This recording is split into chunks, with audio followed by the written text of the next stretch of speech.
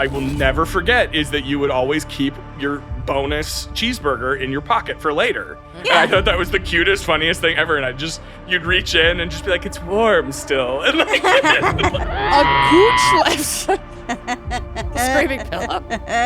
They go for orifices. They go after your mouth and your nose. So they want your stanky warm holes. I don't think it's pronounced shart, but it could be. But it might be. Absolutely pronounced shart. Mm-hmm. Abracadiarrhea, you get poopy in your pants. And then you excuse yourself quickly from the table, go to clean up, and on the way back go, ooh, diamond earrings. And she said, and I quote, I think I've included my favorite coven confession of all time.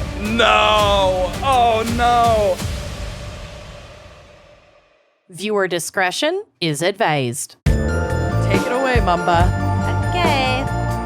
Hello, and welcome back to Gossip at the Corpse Cart. Back to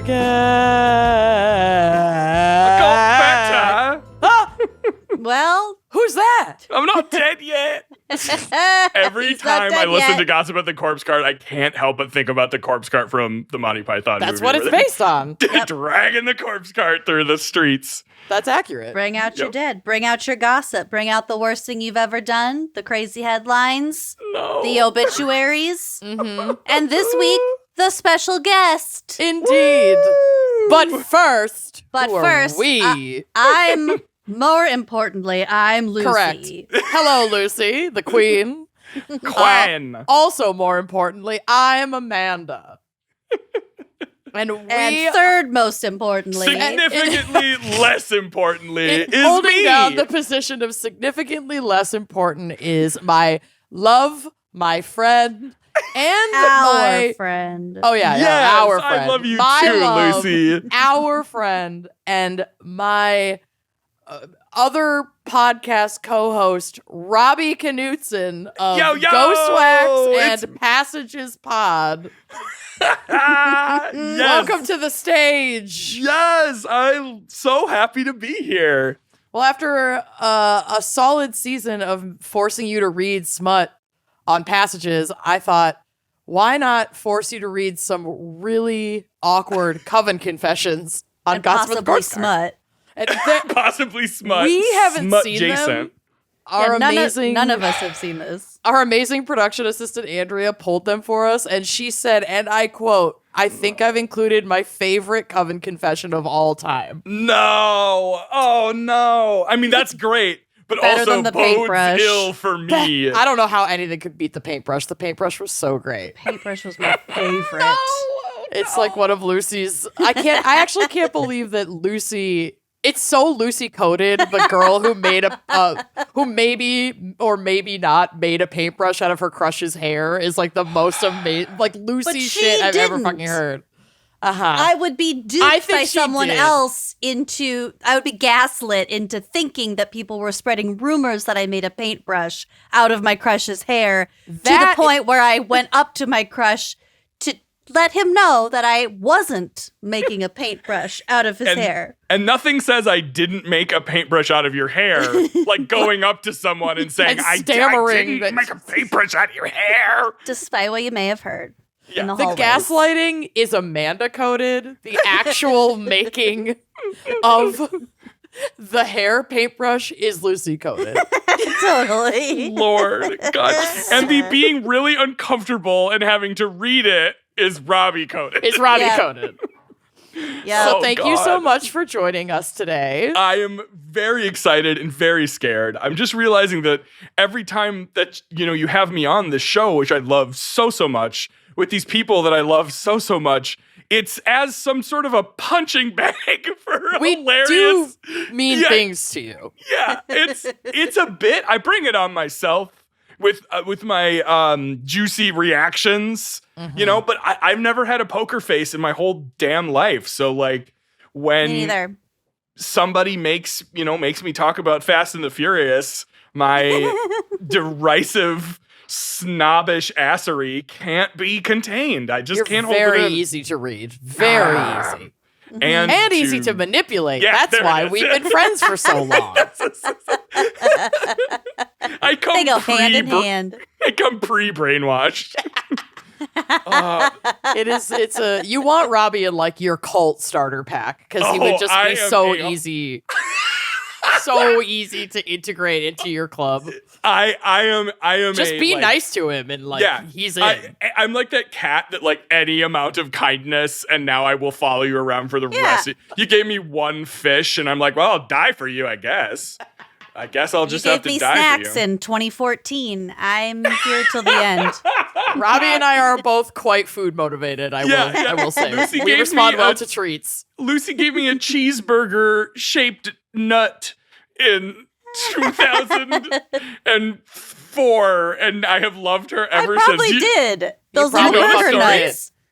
I used to like, we used to go on little day trips, and one of the things we would always do is go get like a lunch at McDonald's and then like go out for the day. And one of the things that I will never forget is that you would always keep your bonus cheeseburger in your pocket for later. Yeah. And I thought that was the cutest, funniest thing ever. And you'd reach in and just be like, it's warm still. And, and it was just a weird. And so then when I was going away to college, you came up to me and you said, I got you something. And you handed me a tree nut, some sort of like small nut, and it was vaguely hamburger shaped, and it had like a yellow beach in Mexico. Line.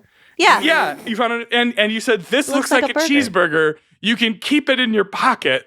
And I said, and he's had it in his pocket ever since. It's in his pocket right now. I still have it. God bless you. I'm so glad you still have it. God help me.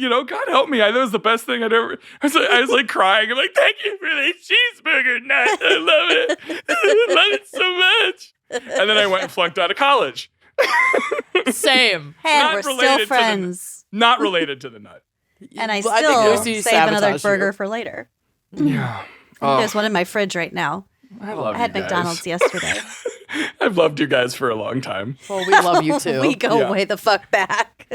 we go way the fuck back. Too far. Tell Amanda and I like hoard friends for life. Mm-hmm. Yeah, we are unwell. I wouldn't say that it's like the house full of like stray cats where it's like abusive for both the owner and the cats. Like I think you have like a barn full of rare finds.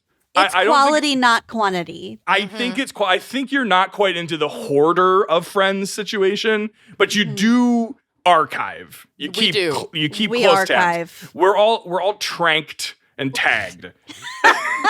And neutered. Very much neutered. I was neutered 20 minutes after meeting you. This big one seems real docile. Let's get him down and get those. Spay and neuter your friends. Spay and neuter your big gay friends. Well, we trapped you humanely, at least. Oh yeah, no, I honestly, it's like my cats. I'm like, I think they'd all make that deal. Like, yeah, free food, safety, snuggles, and all I got to give up is my reproductive organs. Ugh, those are just trouble. Yeah, that's fine.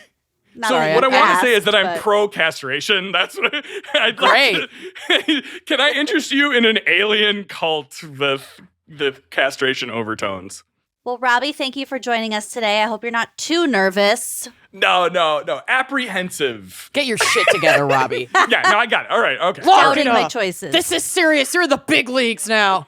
This is fucking wine and crime. Are you kidding me? I'm a big man. I'm on the big show. Get your fucking shit together. This is my break. This is my big break. You're a big boy now. Come listen to Passages. I'm a big boy now. Okay. Let's kick it off. Okay. Let's kick it off with some crazy headlines from Amanda, if you please.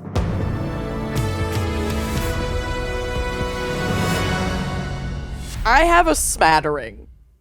Is there a theme? A smuttering. There isn't a theme, I would say, although it's February. There's, love in the air. So I have like some of that kind of throughout. Sex. With no sex. Well, is there anything swollen? Anything swollen? There's definitely swelling. There's probably sex. Engorgement. Not explicit. Isn't it funny that we do the sex holiday, the like romance holiday, like in the dead of winter? It's the most barren, like Only in the This northern is right hemisphere. around the time I was conceived. I was a Valentine's baby, and my sister was a New Year's baby. Oh. And they only did it those 2 times 5 years apart. Yes. Anyway, I know that. the theme, I will say, is accidentally a theme of love. Also, I mean, it's no secret that it's been a minute since we have recorded a new GAC, so I did go a little bit farther back. So these aren't from, like, just this past month. Some of these are from as far back as September. So we're just doing a little bit of an overarching, catch up on some of the great stuff that people sent in. You can't let those good ones fall through the cracks. You sure can. No. So I'll start off by saying with this first headline, I think you will immediately know whose side I'm on in the online debate that we're about to discuss, but I am a little curious where you two will land. Okay. So here we go. This is from today.com. Woman says date dashed after she slurped down 48 oysters, sparking online debate. What's the debate? Thank you. Quote, they were so good. I was not expecting them to be that good, she says in a viral video. 48's a lot. It's a lot. No. As she slurps down her oysters. It was just so good. I cannot think of, oh my God, that's like a bucket. It's a lot. That 48 oysters is a lot of oysters. It's a Home Depot bucket. There's also a pop-up ad on this fucking article of someone cleaning a really filthy toilet. So I need to read this quick so I can scroll away from that before I throw up. Okay. Social media is in an uproar debating whether a woman who says a date invited her out for drinks was in the right to order almost 50 oysters, some potatoes, and crab cakes, in addition to multiple drinks for which he apparently skipped out on paying. Oh. The woman chose Fontaine's Oyster Bar in Atlanta as the location for their first date because she was, quote, going there anyway. Oh, God. And it has, quote, the best oysters in Atlanta. She also says in the video that the date had been texting her, quote, for weeks, just talking to himself. And she agreed to see him because she was, quote, bored and had time.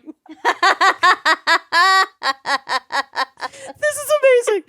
Plus, the oysters are only $15 a dozen on Tuesday, so she ordered 4 dozen. Oh, wow. She also ordered some potatoes and crab cakes. I have no notes at this point. No. Uh-huh. She says her date excused himself before the bill came and never returned. The date's explanation via text was that he invited her, quote, out for drinks, and she, quote, ordered all that food. Oh. Quote, He all offered that food. all that food. And then he offered to like Venmo her just for the drinks. Oh, But that my she's God. on her own for the Boo. potatoes. I know. Boo. Get off the stage.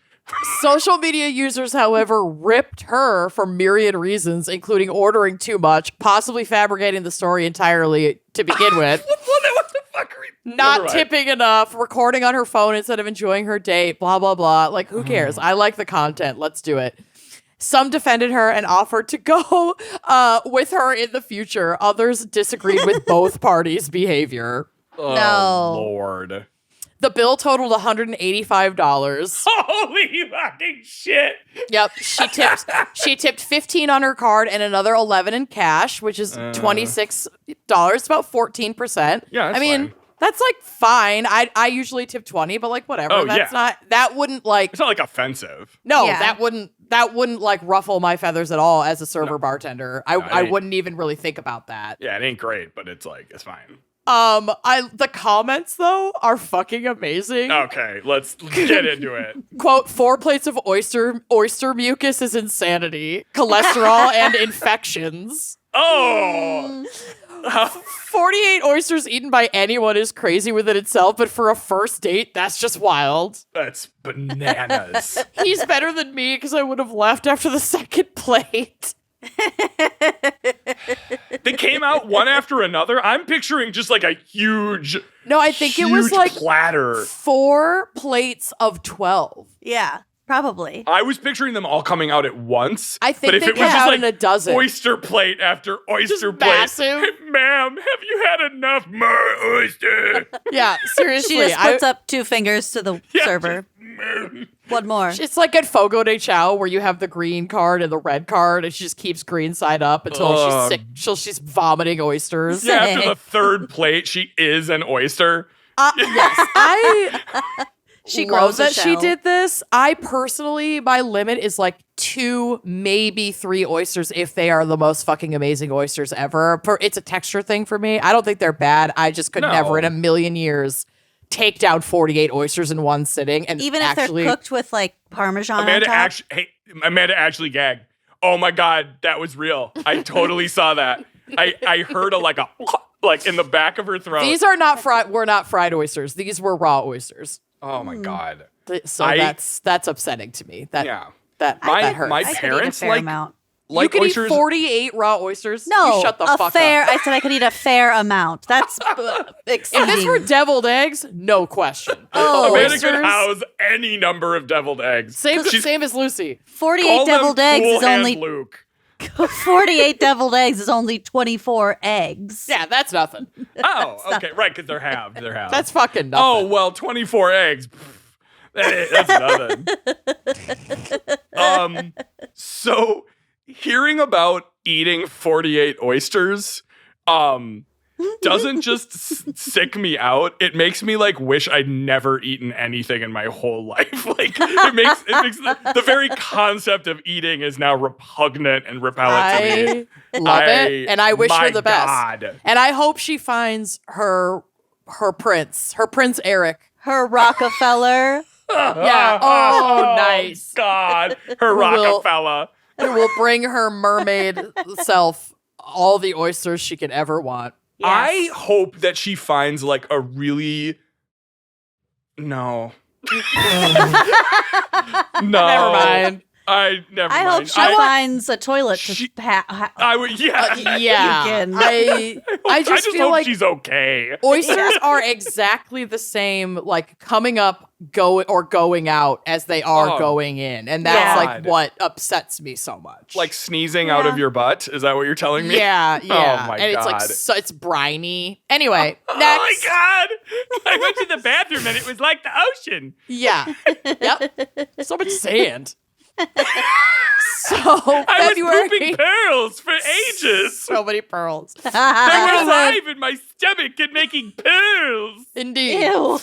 I'm So like I grossed said, out. February is the month of love. Maybe this woman didn't make it past the finish line with her date, but like these next, I can't say people because they're not people, creatures definitely did. And who are we to judge like what gets us all horned up? And No. so in the spirit of Oysters. horniness, Yeah. maybe oysters. Are we sure that last woman wasn't actually a seal? It's possible. I don't know. Like like a seafaring animal of some kind, that had come up on the beach. I don't think so. I think we would have noticed that in her viral video. Okay. But in the spirit of horniness, I want everyone to enjoy this headline out of Australia, mate. They mated like mad. Low-flying helicopter sparks massive crocodile orgy in Australia. Oh my God. Helicopters humming of get that. me. Yeah, it's the vibration. It's the vibrations. Oh. A Chinook helicopter flying above a crocodile farm in Queensland appears to have set off a huge sex frenzy with the crocs, mistaking the noise and vibrations as a signal it was time to make babies. Oh my God, that's amazing. They made love. They made love. A large-scale saltwater crocodile mating frenzy was recently triggered by an unlikely suspect in Australia, a low-flying Chinook helicopter. Wow. Ranchers from the Kurana Crocodile Farm in Queensland, which is home to Granny. over 3,000 crocodiles. Ew. Wow. That's That's a lot of fucking a and big sucking. orgy. Yeah. Damn. Said their scaly residents became aroused after the flyby and mated like mad. My mind, Christ, God, what cracky? John Lever, owner of the farm, told ABC that the Chinook pilots used his farm as a marker point to change course mid-flight, with one pilot recently coming especially low so the people on board could snap a few photos of the crocs. Called all the big males got up and roared and bellowed up at the sky, and then after the helicopters left, they mated like mad, Lever said. There's something about the sonic waves that really gets them stirred up. End quote. Stirred up. So what is it about? Lockable Australian accent. Yeah, I'm really crushing this. I don't know. You're amazing. Good day, mate. Good day. So what is it about low-flying helicopters that gets Crocs in the mood? Herpetologist Mark O'Shea from the University of Wolverhampton in the UK told Live Science that there are a few reasons why a helicopter might spark a crocodile sex frenzy. One reason may be tied to helicopters simulating many of the warning signs of an incoming thunderstorm. Heavy rains are known to have an aphrodisiac effect on many species of crocodilians. The saltwater crocodiles. I love a good thunderstorm. Me too. Like sex during a thunderstorm with all the windows open is like... Yeah, that's wild. Or outside in the rain, because then like easy cleanup. In the yard. Yeah. It's fine. Mud though, too. Oh. This is a pro? Down. Put down this a is tarp. a pro or a con? The mud. Well, certainly not easy cleanup. Yeah, true. And saltwater crocodiles appear to time mating, so new hatchlings do not drown in floodwater after heavy rains and storms. They mate during thunderstorms, so offspring are more likely to hatch in like the drier, more moderate times of the year. So if they fuck while it's really rainy in the stormy season. Quote, usually mating is a seasonal thing because crocodiles want to coincide with the best time to lay their eggs in a burrow or nest. Warm and wet weather usually triggers mating behaviors, and October is just about the right time for crocodile romance in northern Australia, where Lever's Crocodile Farm is located. But the low-flying helicopter's rotors may produce the same signals that tell crocodiles a storm is close. Crocodiles have multi-sensory organs called integumentary sensory organs, crushed ISOs, that are used to detect changes such as movements in the water, atmospheric pressure, and sounds at extremely low frequencies. These are dinosaurs equipped with like very sensitive sensory organs. That's very scary. These predators are very... It's too much. You shouldn't have all of those perks. You already have like teeth and you're like solid muscle. Yeah, and you like, don't get to be fast. a dragon and have like you're high-tech super fucking equipment. fast. And you also have incredible camouflaging abilities. Like this doesn't play fair. I don't like this. Yeah, it's not fair. Quote, I imagine the downdraft from a large heavy helicopter would create a change in pressure that the ISOs on crocodile skin can detect, O'Shea said. Dropping barometric pressure from a downdraft may resemble the change in pressure from a storm. Another potential explanation is that the Chinooks could be producing infrasound. Yeah, that's what I was assuming. Sounds so low in frequency that they are undetectable to the human ear. Such vibrations can also be picked up by ISOs. Quote, Chinooks may artificially create the sound of the start of a thunderstorm. So it could have been the pressure changes. It could have been the actual like sounds that we can't hear. It really sounds like everything that they're referencing though triggers the like they thought it was about to start storming. So they just started fucking. So is a Chinook helicopter all it takes to get crocodiles in the mood? O'Shea says he's not so sure. Crocodiles may need to already be picking up subtle cues like changes in temperature that signal their traditional mating season is about to start in order to be swayed by the large aircraft. Okay. But crikey, they're fucking... Counter theory. Okay. Helicopters are just very sexy. They are very sexy. They are. They're spinning around. They are so sexy. They just zig and zag all over the place. All over the place. Defying gravity and God himself in the sky. Indeed. Okay, I have a couple more here for you. This next headline is not romantic. Well, we'll be the judge of that. Yeah, I mean, I think it could be. But it combines for me like Snakes on a Plane meets The Ring. Okay. That's bad combo. It's a bad combination. You're right. Those are not sexy. It's terrifying. So this happened when was this? In November of this year. Air Atlanta Icelandic flight from JFK to Belgium is forced to turn back an hour in after horse gets loose in cargo hold. What? You can't fly a horse. You can. Apparently.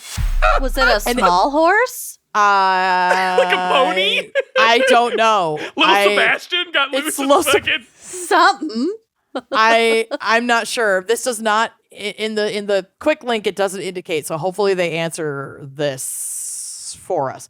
The subtitle says a horse managed to break loose and began to run around on an Air Atlanta Icelandic cargo because it's a cargo flight. Okay, it's not a passenger flight. So remember that. Okay. Pilots were forced to turn around after being unable to contain the rampant animal and allegedly had to dump 20 tons of fuel in the water below. It is unknown how the animal managed to break loose from the hold. Oh my God. But it just reminds me of that, like in the ring when they're on the ferry. Yeah. And the horse gets out and jumps over and then it dies. And then they look at the propeller and I can't. And then you can hear the horse screaming from like under the boat.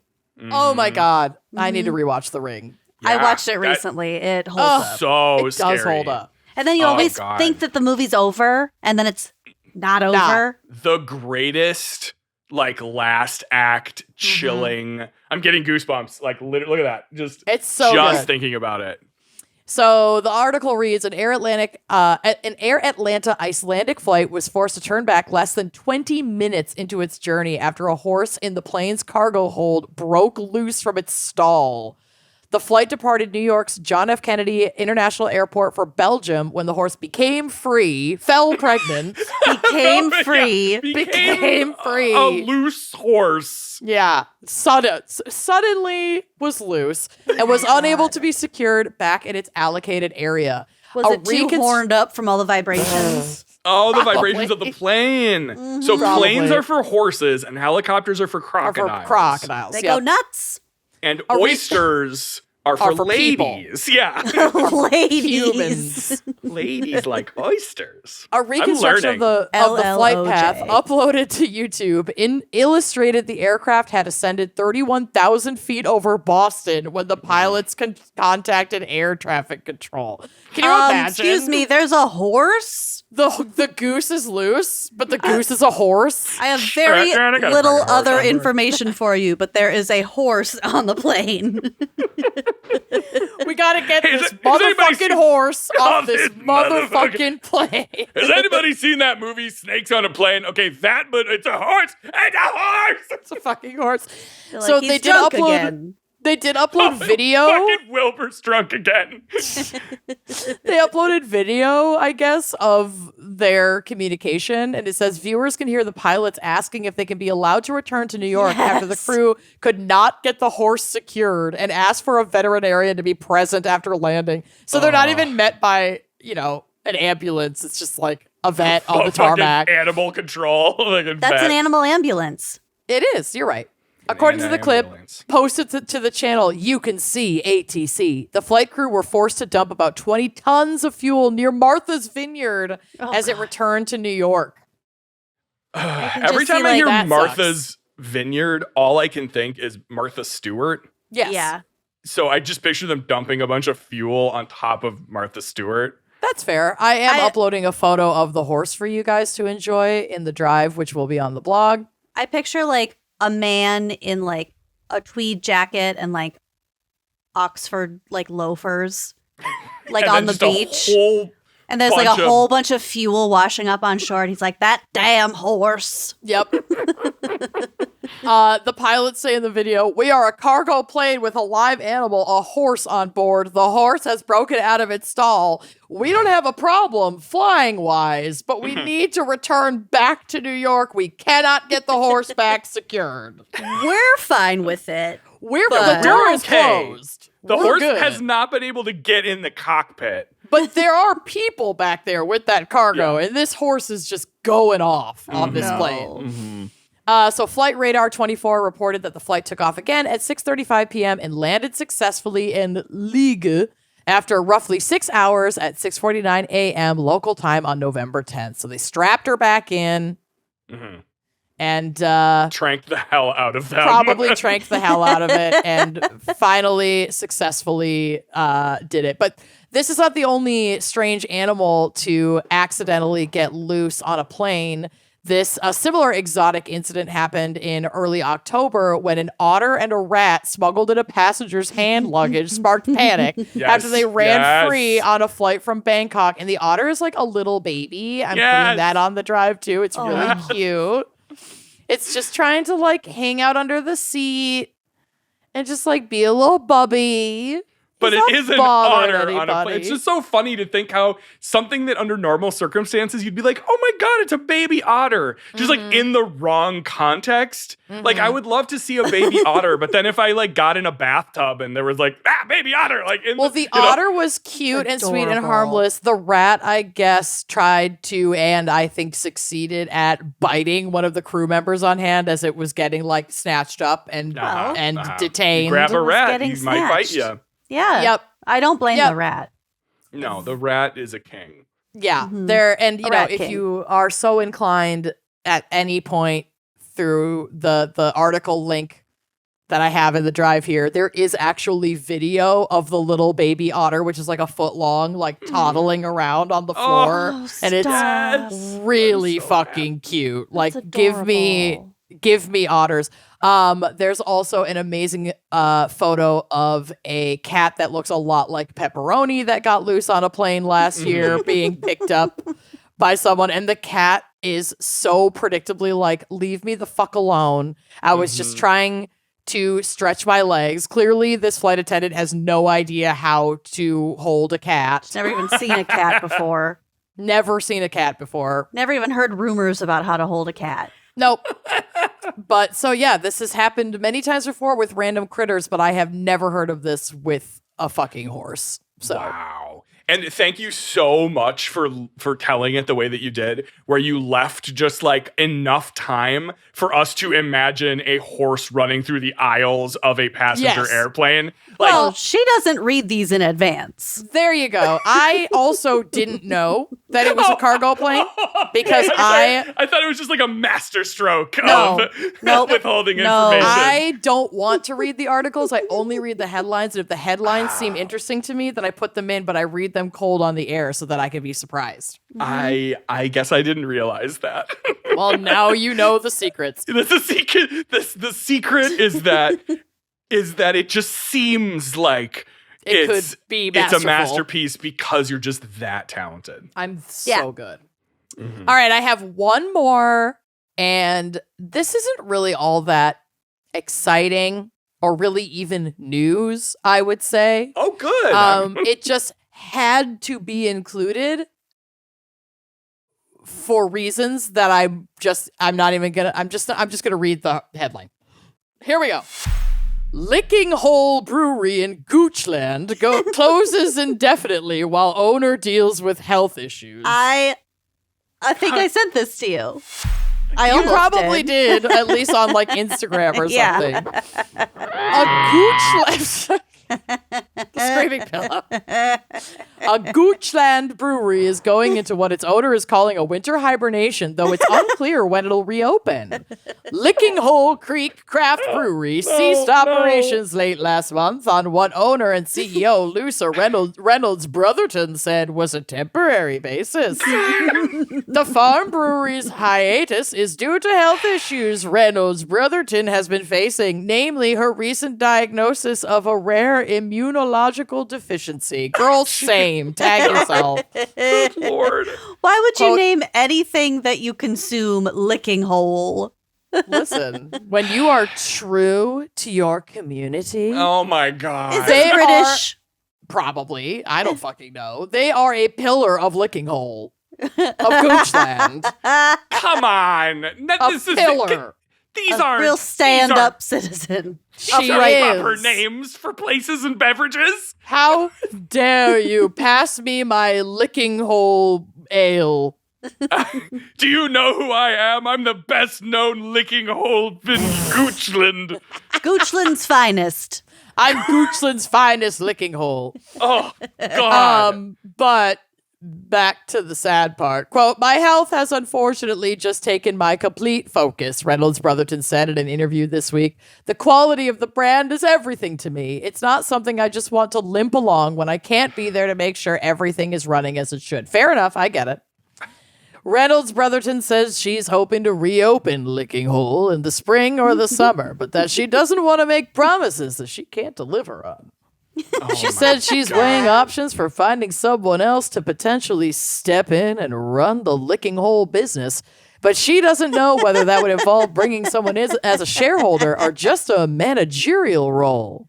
The brewery already has 4 other owners who hold a minority stake. A lot of owners that probably could handle this. Yep. You know, named for the nearby Little Licking Hole Creek. Little Licking Hole. Little Licking Hole. Now it's a little one. The brewery opened in 2013 on over 200 acres in the Goochland countryside at 4100 Knowles Point Drive, about 40 miles west of downtown Richmond. This is in Virginia. Oh, my God. Oh, my God. Licking Hole also previously had expanded with Shockoe Bottom Tap Room, but closed it during the pandemic in 2020. That did shocko my bottom. The Licking Hole expanded due to Shockoe Bottom. Shockoe Bottom. But Shockoe Bottom had to tighten up and close down during the pandemic. Got shut out. They were just Licking Hole did for a time find ways to send its beers outside of the Richmond region. Quote, a lot of our sales were to Canada, Sweden, Korea, and Japan, Reynolds Brotherton said. Our focus in Ontario. Japanese love a good Licking Hole, yeah. And a Shockoe Bottom.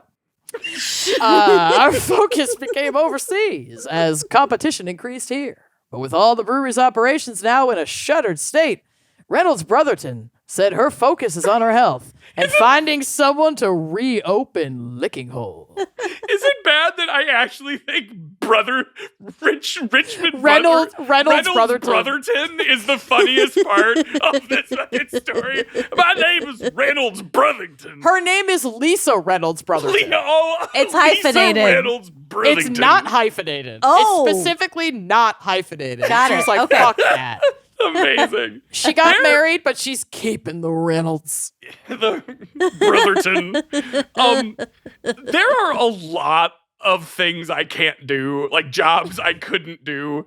And like news reporter is so it's like after hearing this, that's just I'm adding that to the long list of like jobs I couldn't do because Licking Hole's closure follows the permanent closures of Castleberg Brewery and Eiley Brewery Company, both of which were based in Richmond. Eiley wound up selling the recipe of its most popular beer, the Choosy Mother, to a brewery from the Northern Neck, while Castleberg's space near the Diamond is being taken over by another Goochland beer maker, Kindred Spirit Brewing. all fake story, fake names, Northern Neck. fake people, lies. I love Slander and lies.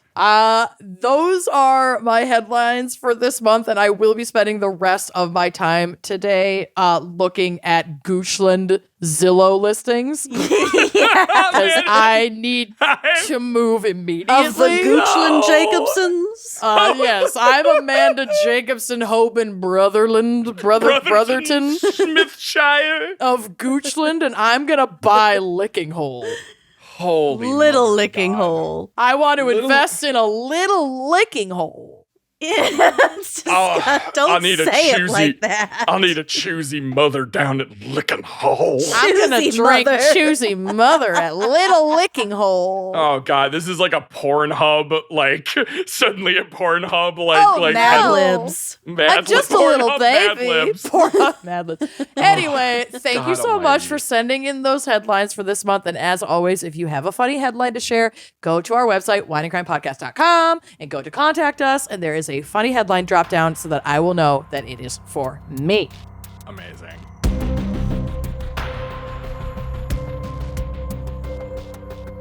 Well, Robbie, are you welcome to carry our entire business on your back? Yeah. Oh, come It on. all What did I do? depends on you. Come on. What did I do to deserve this? You love us so much. You accepted Please our don't let us invitation. down. Don't come. Come on. Don't do all that. I do love you, and I don't want to let you down. And I do think these are so funny. Oh my God. My It's face your time is to all red. shine. It's your time to shine. Oh, heavens, I don't know. Robbie got scared. Well, take it away. Let's hear those coven confessions. Okay. All right. Coven confessions. All right. The following story cannot be associated with my name because of my religious upbringing. But my dear friend, fellow listener, and now sister-in-law, Little Heart, helped me see that this is too ridiculous not to share. And I thought Coven Confessions would especially appreciate it. Thank you so much, anonymous listener. Also, we never use your name, so you don't need that. Yes, don't. That's kind of the whole bag. This all happened because of the first dirty picture I ever sent. Ooh, sent. Oh, it's an outgoing dirty picture. Oh, I've never sent a dirty. I'm not surprised by that at all. I've sent so many that I could never run for public office. I feel like I've taken dirty pictures of you to I'm send to other certain people. you have at the airport in Dubai. You Yeah, definitely did. the airport hotel in Dubai. Yeah, I You're like, posed like mostly nude with McDonald's. Yeah. Oh my! I feel like this is a whole story. That's really it. You guys That's want to pretty do much your own? it. You want to do a coven confession next? No, that we were sharing a hotel room, and I really liked the robes, and we got And McDonald's the McArabia chicken sandwich. Yep. Okay. I just looked too fucking good not Yeah. to be sensually boudoir photographed. And There was Lucy, like a cool Lucy, you round want one window all together, too. Fitzgerald. Yeah. Okay, It's so on. what I'm hearing is, in order for something to be a confession, there has to be some level of shame. Yeah, no, I don't So have you that. could literally neither of you tell one because you live lives without shame. Correct. Cool. Yeah, That's I don't accurate. have anything You're my- to be. Yeah, you're my idols because I'm made of shame. I am a big pile of shame. Okay. Love it. This all happened because of the first dirty picture I ever sent. I was out at a bachelorette party and I decided to send my boyfriend of 4 months a little selfie. Nothing crazy, just a little suggestive.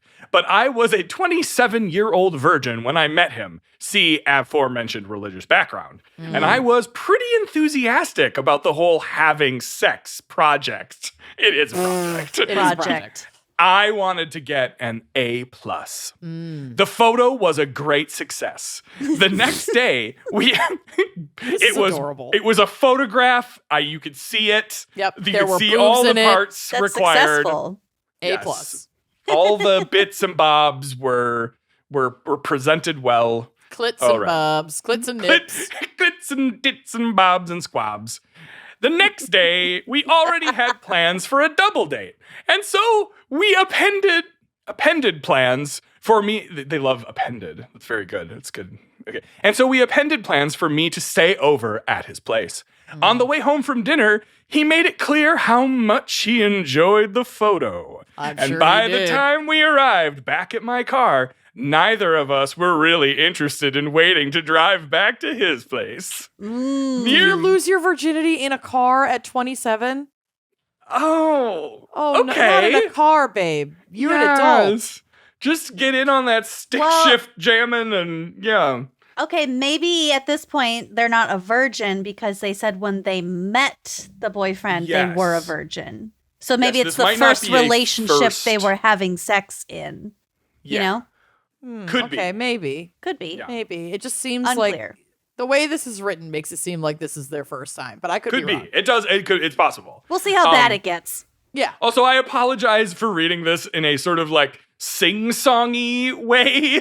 I just feel like that's how I'm gonna get through. That's how this Robbie first one. copes. Yep. It's how I cope is by being a little silly man. Mhm. All right.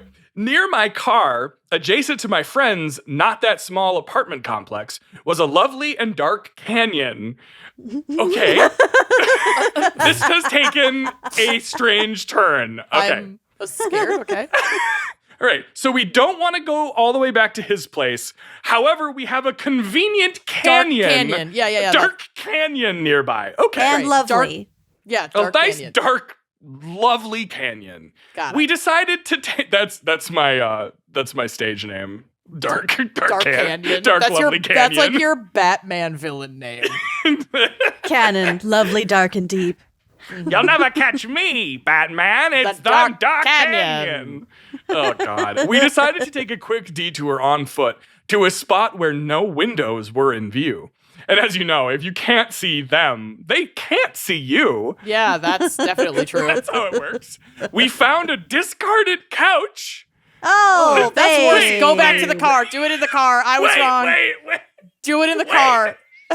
Oh, wait. Yes. Robbie just got done saying having sex outside is great. No, I said the rain bring makes it a easy to discarded clean up because it's like in a Couch shower. into it. Now he doesn't like it dusty- anymore. A Dirty, wet disgusting old couch. canyon full of discarded furniture, apparently. Dark and lovely, discarded furniture. Stop. I hate this. We found a discarded couch, and he likes a from behind kind of situation. Okay, so this was not their first time. So I stood behind the couch and bent over. This is very hard to picture. I'm now picturing like a living room set from like a TV sitcom just I'm down going to be in honest a with canyon. you. This is not that hard to picture. I'm picturing like I'm picturing a it. rusty, abandoned refrigerator next to them. Yes, yes. Within okay. 10 yards. No, okay. So this is, okay. I set my jacket on the back of the couch because discarded couch, but I was too polite. far. I was too far gone to care. Too far gone. The lust scent. We're in this now. Yeah, this is happening. This is fucking happening. Yeah, she's a sort of a Cullen. The sex scent drove them mad. You've clearly never read Twilight. No, I It's never been more obvious to anyone that you've never fucking read Twilight. I tried a modern reference. Good and by God. modern, I mean 15 years old. Oh my God, I'm sweating. But I was too far gone to care, or really critically engage with the concept of interacting with a discarded couch in the first place. So, sex happens. At some point, my partner moved suddenly and said, "One of the flies bit me." So now they are humping on a discarded couch. That's, by the way, she Over says a canyon. discarded couch. They say canyon. I'm seeing a gully. Yeah. I'm definitely Ditch. seeing like a dirty ditch. Nasty ditch. And now he's getting bitten on the ass by and now there are flies. swarming around his balls. That is Yeah. a ravine. You are in a nice little ravine. This brought me. One of the flies bit me. This brought me back to reality slightly as I realized that I knew what he was talking about. The pervasive buzzing must have registered to me at some level. Shortly Buzzing? after buzzing, yeah, they're like surrounded by Oh buzzing. my God. Because they're flopping in They're a fucking on a gully. garbage pile. Like They're in a dump. They're in a dump. They're in a dirty, dirty dump. It was a little too dark in that canyon. It was a ditch. Oh my God, please let this be a dump. Oh my God, there's like a junkyard dog watching. Okay. A floodlight shines on them. One Some of you old kids man threw it starts on my yelling. couch.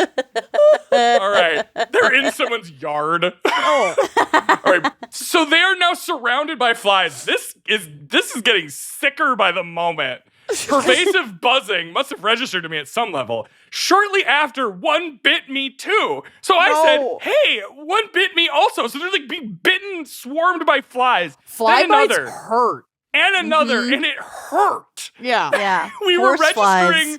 the gravity of the situation. By this time, the buzzing was loud. And even in the dark, I could see the shadows of many, unfortunately, not that small flying things around it. This is starting it's bees. to It's bees. $20 says it's bees. Beehive in the couch. Oh my God.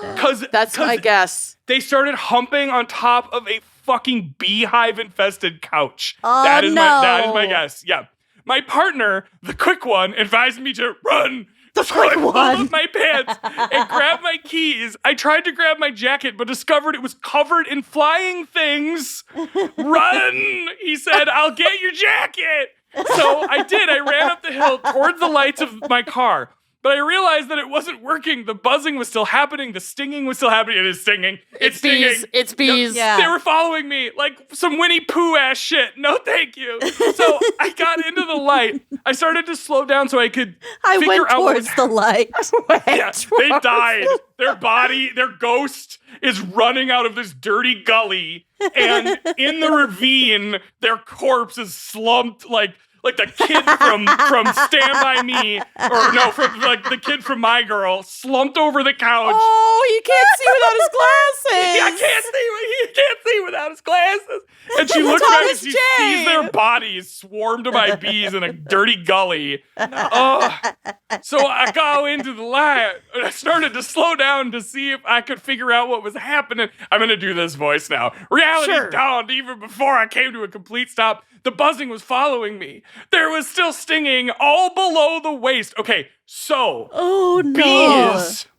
bees go for warmth and CO2 emissions. They go for orifices. They go after your mouth and your nose. So I'm They wondering, want your stanky warm holes. buttholes.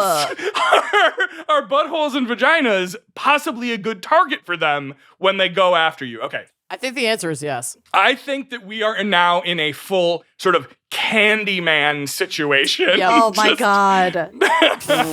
Reality dawned on me before I came to a complete stop. They're still stinging all below the waist, even as I ran. There were bees, and more specifically, and more horrifying, there were bees trapped in my pants. No. So, they pull up their pants, And they scoop them full of bees. zip them up, button them to run. No, and then trapping- running.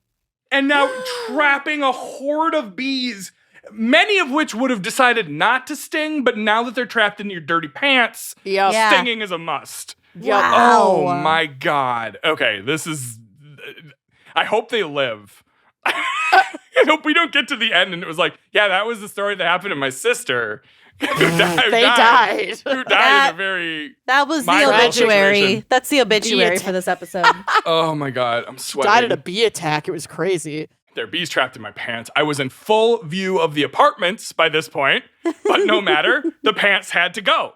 I tore them off, tried to get rid of the memory of insects on my upper legs and delicate regions by doing a little involuntary dance. Okay, so they've charged out of the gully and are now stripping and trying to get bees off of them in full view of the windows of the apartment, probably making a lot of noise. Yeah. So my partner came up the hill at this point and let me know that my jacket and my flip-flops, which we are realizing are just lost causes.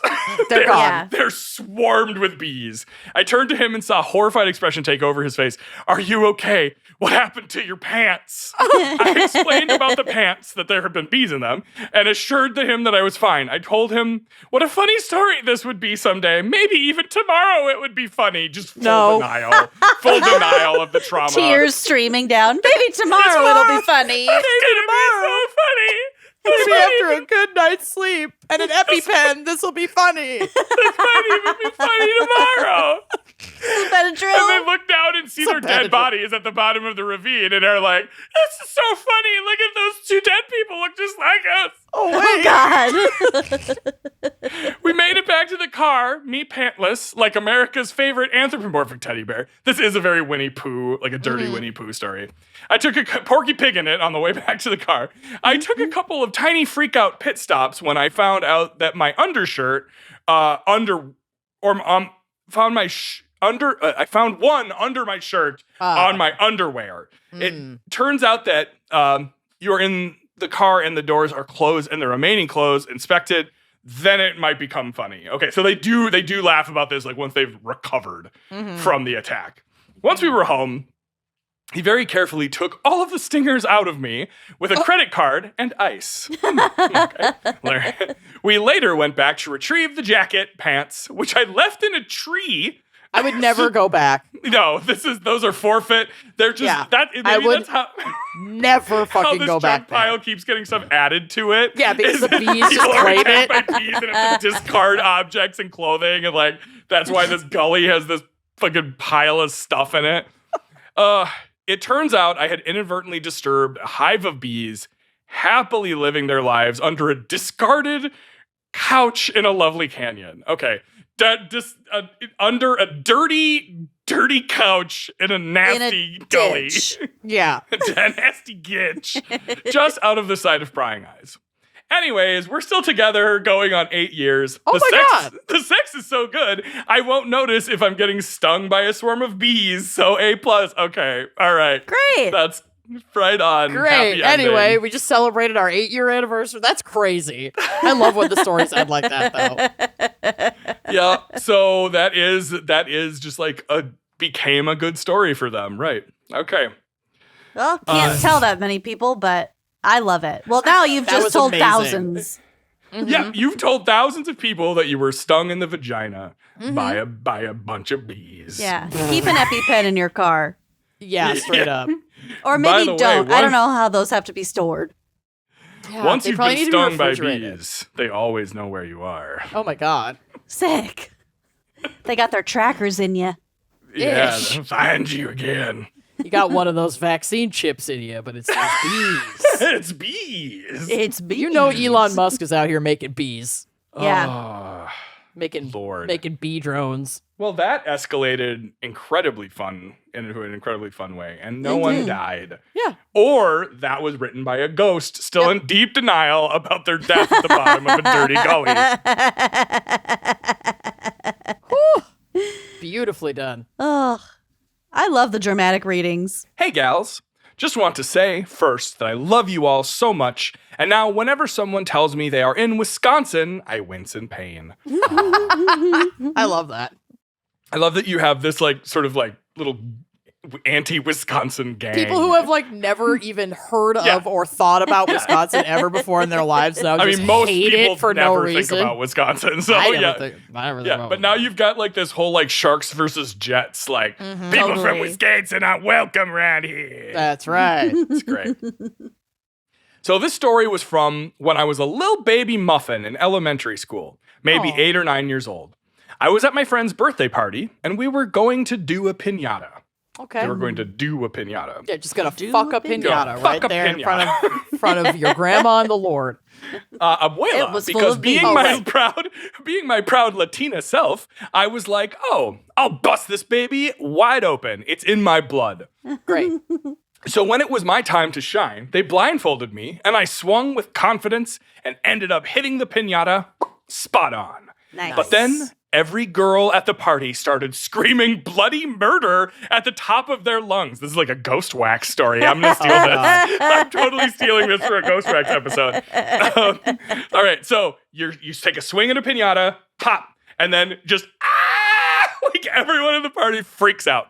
Terrified, I took off my blindfold to see that I had smacked the fucking shit out of the birthday girl in the arm, and she held an ice pack on it for the rest of the night. You gotta get out of the way. I mean, yeah. Listen. That she was kind of asking Only one for person's blindfolded. There is a blindfolded person with a bat Yeah. whose objective is to smack the shit out of something. Give them Get a out of nice the way. wide berth. Yep. See, And this they're is- 8. And they're 8. So their Like- body barely works. Yeah. Can I Oh tell my. a quick story? Of course. Please do. So we were in Mexico during my mom's birthday one year, and we like went out to dinner. And then when we got back to the house, we were like, "Okay, put on this blindfold. We've got a surprise no. for you." And she's like, "Okay," like humoring us. Puts on the blindfold. We hand her a stick. We spin her around. We're like, "Okay, it's right in front Put of her you." outside and leave her. And she starts swinging. There was no She's piñata. Still there. Next spring, we're gonna go back and get her.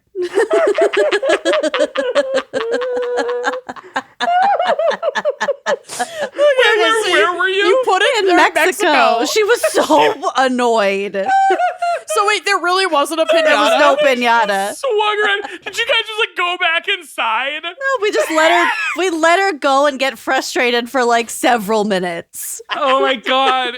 I just laughed at her. All I could picture was her just like swinging around and like wandering down the beach, like into a resort, like beating the crap out of like some mariachi band or something that was playing there. God. And did I get it? Like, lady, no.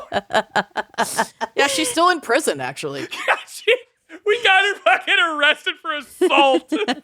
In Mexico. Oh, No, wow. she was really annoyed. She just ripped off her blindfold after she couldn't get it, saw that there was no pinata, and went inside and went to bed and didn't talk to us. That could only have been funnier is if you had all gone inside and gone to bed. Just left her. Had left her swinging out there on the beach, and then they had taken it off, and like it's just dark. Like the house is dark. Everyone's asleep. We had to pretend that we were like raising it and lowering it, so it'd be like, whoa, okay. whoa, whoa, Oh, you're close. Getting close. This is sick. Lucy, this is sick. It was this really is abusive. This is abuse. Oh my god! Where's my mom? Your mother is a saint. No shit. Especially because they were after this very embarrassing situation, so they were mean. armed. Like they were armed after. They had a bat. Yeah, she should have clocked you. Oh my You little God. brat. Amazing. Okay, so I killed the birthday girl. all right, so the birthday girl gets popped in the arm. Sorry, I know it's not funny that a little kid, a 9-year-old, got struck with a bat. But all I can picture pretty is funny, them though. not paying attention, and then the bat swinging around. Like, it's so good. Oh, I don't care about your kids. I'll watch your kids get hit all day long. No, 1,000%. Me and Lucy's favorite Instagram account is kids getting hurt. Oh, yeah. It's really funny. Lord. It's really fucking funny. It's good. Okay, she has to wear an ice pack on it for the rest of the night. So this should have been my sign to go home. Oh, no. But did I? Absolutely No. not. Later that night, it was my first time eating pesto sauce. Oh, And yum. it was big milestone. Big milestone. It's so funny to hear about people like going to a little white girl's birthday party for the first time. Yes. It's like, yeah, this is... Oh, what is this exotic dish? Yeah, of course there was pesto. It's 50 birthday. oysters. Yes. Here's Well, 48 the birthday oysters. girl probably wasn't white because they had a pinata, Maybe. White birthday girls get pinatas all the time. I guess. Who White knows? birthday girls don't have the sense to pay attention to someone with a bat. we swinging around the house. appropriate all the things for our parties. And then Well- we eat pesto sauce. yeah. No, It you're would be right. the You're whitest the white person. girl shit ever to be like, come over, we'll hit the pinata, and then we'll have our pasta with pesto sauce. Sounds like a party to me. Yeah, exactly. But you're right. Case, This could made. could be any ethnicity. Doesn't matter. The pesto sauce was bomb.com. I ate so much pesto, I was like, this is the best thing that has ever happened to me. No. It's so good. Oh my slow God. down. Pesto. Pesto Dude. will sneak up on you. Dude, the good pesto is fucking immense. It I is know. so wonderful. The I completely heartburn, agree though. with this. The heartburn. Really? She's not even going to be able to keep this down long enough to get heartburn. She's about Oh, this I is know she's it. 8. definitely gonna She's be going to a- throw up. Okay. It's not going to be good. Later in the night, all the girls were hanging out downstairs, and I felt With a her ice little pack. ache in my tum-tum, Mm. and I knew I had to poop. Pesto does have a lot of like oil in Green it. Yeah. oil. And so if you're not used to, It'll come at you fast. come at you fast, not wanting to let my booty hole erupt in the bathroom 4 feet away from Where everyone. else would you let it erupt? No, she means the close by bathroom. She wants to go to a farther away one upstairs. Okay. No, I really wanted to make sure they saw it. I needed them to watch me poop. Okay, God. bathroom. I don't want to have my booty hole erupt in the bathroom 4 feet away from everyone. I got to go to the other bathroom. Okay, yeah. I I snuck upstairs to go drop my deuce. Well, when I finished destroying the toilet, oh, thank God they made it to the toilet. I'm so happy. Poop stuff really does, like, bother me. Amanda can back me up on this. That's why I tell you so many things. Okay. But they made it to the toilet. That makes me very happy. Okay. So, the toilet got clogged. Always. It started overflowing, and I panicked and just ran downstairs. Like 30 minutes later, the birthday girl's room mom ran down and was like, "Is everyone okay? Because there's poop on the floor upstairs. Did someone poop on the floor? Just want to make sure everyone is okay." This mom is not having a good time. No. Her daughter gets smoked, and then someone shits on the floor. Wait, why does the mom react like this? Is everyone okay? It's an emergency. There's poop on the floor. Did someone poop on the floor? I just want to make sure everyone is okay. Like, is the poop attacking? Yes. Is it animated attack shits? This is also from the memory of the 8-year-old. Oh, very true. Very true. So her memory is that the mom came down and said, screaming, "Some filthy, evil fuck shit on the floor upstairs." Reveal yourself. You're right. The mom was probably like, just to let you, just wanted to there's poopy on the floor. Yeah, which one of you duked on the fucking floor? Yeah, none I of you work my ass off for this family. Can we you fucking little not? trash monsters. Yeah. I'm going to throw you in the dirty gully behind us. That's what I would do. Sleep on the wet couch. Yeah, you can go sleep with the bees. Couch. Oh, Lord. Which, like, okay, bitch, could you lower your voice? Do you want my credit score, too? So everyone was looking around, seeing who it could be, and I just blurted out, "Ashley, didn't you go up there earlier?" Oh, my God. No, you did not. No, you did not. Is Ashley the birthday girl? Is this a double hit? Oh, we don't know who Ashley is. No, we haven't heard the name yet. Amazing. I don't think. No. Okay, you know what? Canon, Ashley's the birthday girl. So I just blurted out, "Ashley, did you go up there earlier?" To my amazement, it worked. It worked. And they told Ashley all night that she pooped on the floor. You gaslit Ashley. You pooplit her. Oh my God. Okay, sure. Was this before or after you pooped on the floor? So, moral of the story, I don't eat pesto anymore. Love you guys. Oh, that's the evil. Moral? The moral is I'm not going to eat pesto again? Yeah, don't frame Ashley for your dirty shit mess. Or hit the birthday girl with a baseball bat. Be careful when you're clubbing objects with a blindfold on. Oh my God. That's moral nasty. Of the story. The moral of the story, throw the accusation first. If there's anything Robbie and I have learned from watching The Traitors season 2, it's definitely that. God help me. I got sucked into The Traitors season 2. It's so good. It would be it's so good. easy to gaslight me into taking full responsibility for that toilet overflowing. Yep. Yeah. Remember at my so Lucy is lovely and threw me a surprise bridal shower last summer. And she organized a game of 2 truths and a lie. And everybody at the little afternoon shower put their 2 truths and a lie in a bowl. And then like Scott was the reader and then people would guess like what the truths were or what the lies were. And Lucy's husband put in his 2 truths and a lie without realizing that the lie he put in had actually happened to me. Oh, no! And the lie was that I'd pooped myself at a fancy dinner, which I just had when we were in Las Vegas for my bachelorette Like party. 3 months earlier. Yes. Barely 3 months earlier, I sharded to the point where I needed to go to the bathroom and ditch my underwear. You had pesto that night. I did not have pesto that night. That was tapas night. Yeah, I know. That was Chris Angel night. That was Diamond Earrings night. It was Diamond Chris Earrings Angel night. magicked the poop out of your body. I shit my pants, bought diamond Abracadiarrhea. earrings to wear for my wedding day, and saw Chris Angel all in one night. It was shocking. It was too Las much. Vegas is crazy. It was too much. It was a lot. That's why she shit yeah. herself. Not a soul had known that I had done that.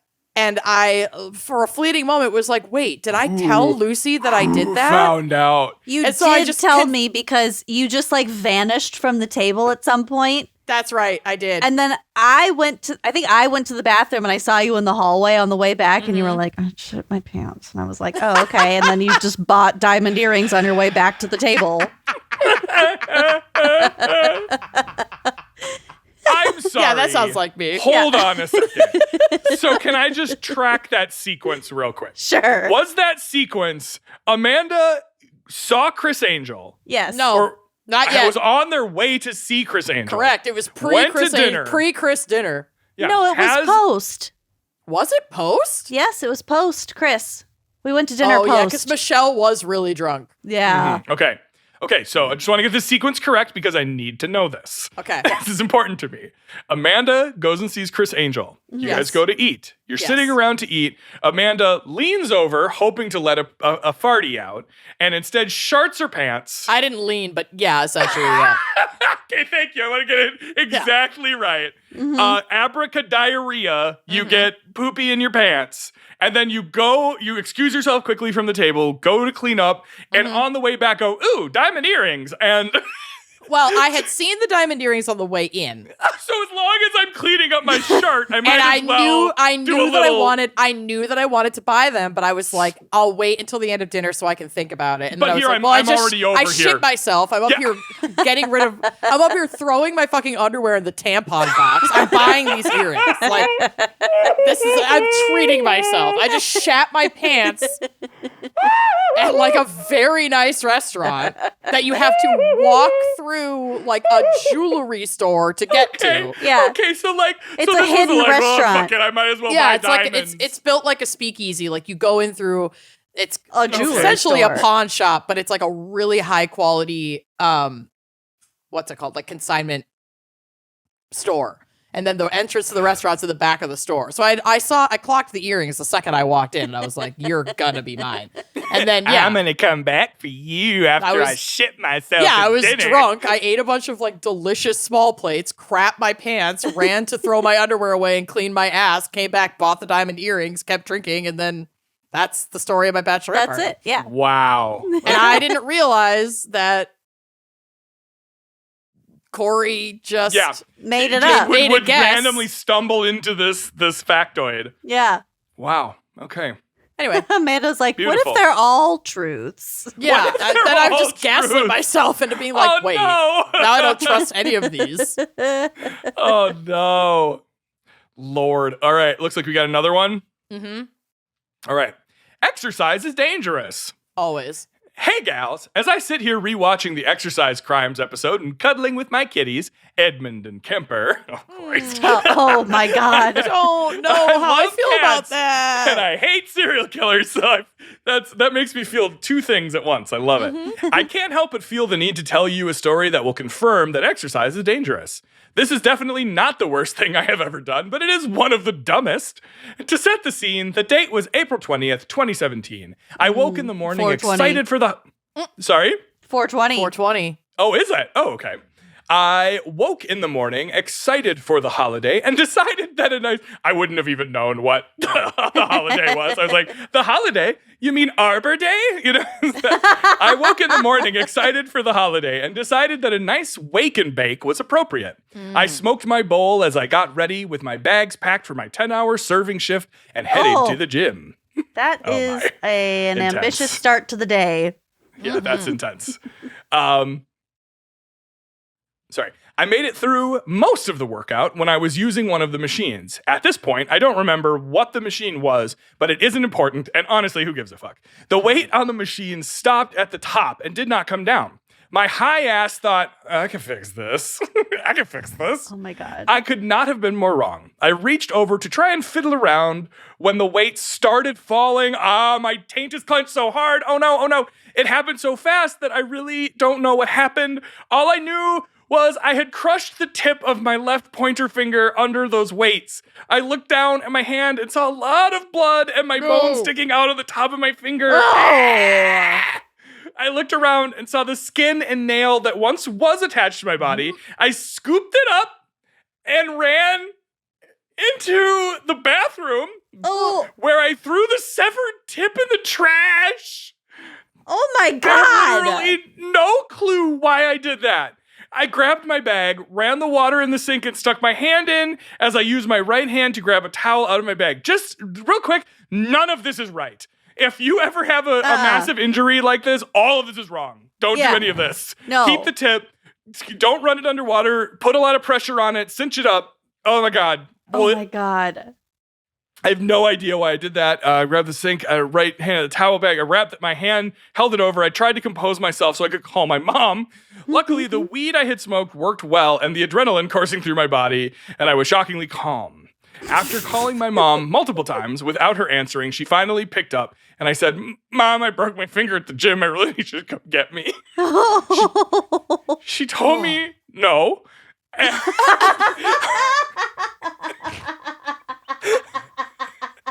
She told me no. What?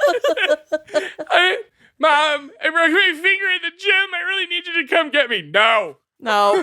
She told me no. And I reassured her that it was really bad and she needed to come get me now. So she and my aunt then drove to the gym so they badgered the mom into coming. Right. Tell us you have a history of exaggeration without telling us. Or tell us you have your mom is a boomer mom. You have a wicked like Disney villain mother. No. No. It's giving Suzanne Jacobson. Totally. You're fine. You're fine. Rub some dirt on it. Catch the bus. Catch the bus. You've got too much blood loss to drive yourself? Well, I hope you've got enough for a taxi. All right. Sorry, that was my Amanda Jacobson impression. You're all right. You'll be fine. See you at home. Her and my aunt then drove to the gym under the assumption that I had just broken my finger. They arrived and I walked out of the gym with my hand wrapped in a blood-soaked towel. She freaked. We went to the hospital where I stayed with a bone sticking out of my hand for the next 12 hours. The first doctor told me we would have to amputate half of my finger. Oh my God. Cool. Then a hand. Holy he just looks at it. He's like, that shit's destroyed. Yeah, gotta go. You're gonna have to lose it. The whole hand's coming off. Start from scratch. Yeah. Like when Amanda went in and they just cut off her whole foot. Yeah, Robbie was like, wouldn't it be so funny if they went in to do your surgery and then they just cut your foot off and then they cut your head off? I said the same thing. God damn it. And then I asked if I could have it. No, you can't have my foot. My foot is still attached to my body for now. Amanda got me high when we were recording a Passages episode once. I said, I just got so stupid. And I was like, Amanda, wouldn't it be so funny if you went in to have your surgery and instead of doing surgery on your foot, they just cut off your head? Your head? I have no idea what. I think it was at the last minute, I just wanted to up the ante on the joke. Was so fucking stupid. It came out so wrong. I don't know. I felt stupid. All right. Well, so they tell her they're going to have to amputate half her finger. Then a hand surgeon came in and told me he could just cut the bone that was exposed. And so I obviously went with a second doctor. Okay, so they're just gonna saw off some bone. NBD. God. He was was carrying a musket and had a bone saw and had a gray uniform on. I can cut that off for you. I got my bone trimmer. He's just really big nail clippers. Bite down on this leather strap. Wood. Yeah. We have to get you back in the fight at Gettysburg. I'll get you fixed up real quick. Yeah, we got to get you back on the Union line. All right. So they offered to just saw some of the bone off. Okay, an hour later, that part already. I just wanted to say it again because I love it. Amanda is outnumbered by freaking creeps right now. I hate this. Lucy and I are like, yeah, the bone saw. Get the bone saw. I have gagged so much through this story. Yeah. This is rough. This is rough. He offered to do it while I was under anesthesia the next morning, or he could do it right now that night while I was awake. I With said, the leather strap, bite down. oh my God, bite down on this leather strap. I said, just do it right now. An hour later, I was numbed up and watching the nice hand surgeon cut the bone. Oh my I God. stared at all day and then sew my finger up. Flash forward to 4.5 years later, my finger looks almost completely normal. The nail shockingly grew back. Oh my gosh, that is shocking. No. The doctor I'm said done. it wouldn't. But I don't have much feeling in the finger because the nerves You are showed now... that doctor. Yeah, you fucking showed The him. doctor said it wouldn't, but I pushed that nail right out. I beat it. I beat finger the odds. naillessness. So yeah, the finger is numb now because the nerves are like deeper under the skin. Mm-hmm. So yeah, that's the story of how I accidentally cut off part of my finger. The funniest part isn't the funniest part. The funniest part is that I was more upset about not getting to smoke but once that day and for missing my double at work. Fucking relatable, dude. Priorities. And for missing my double at work. Yeah.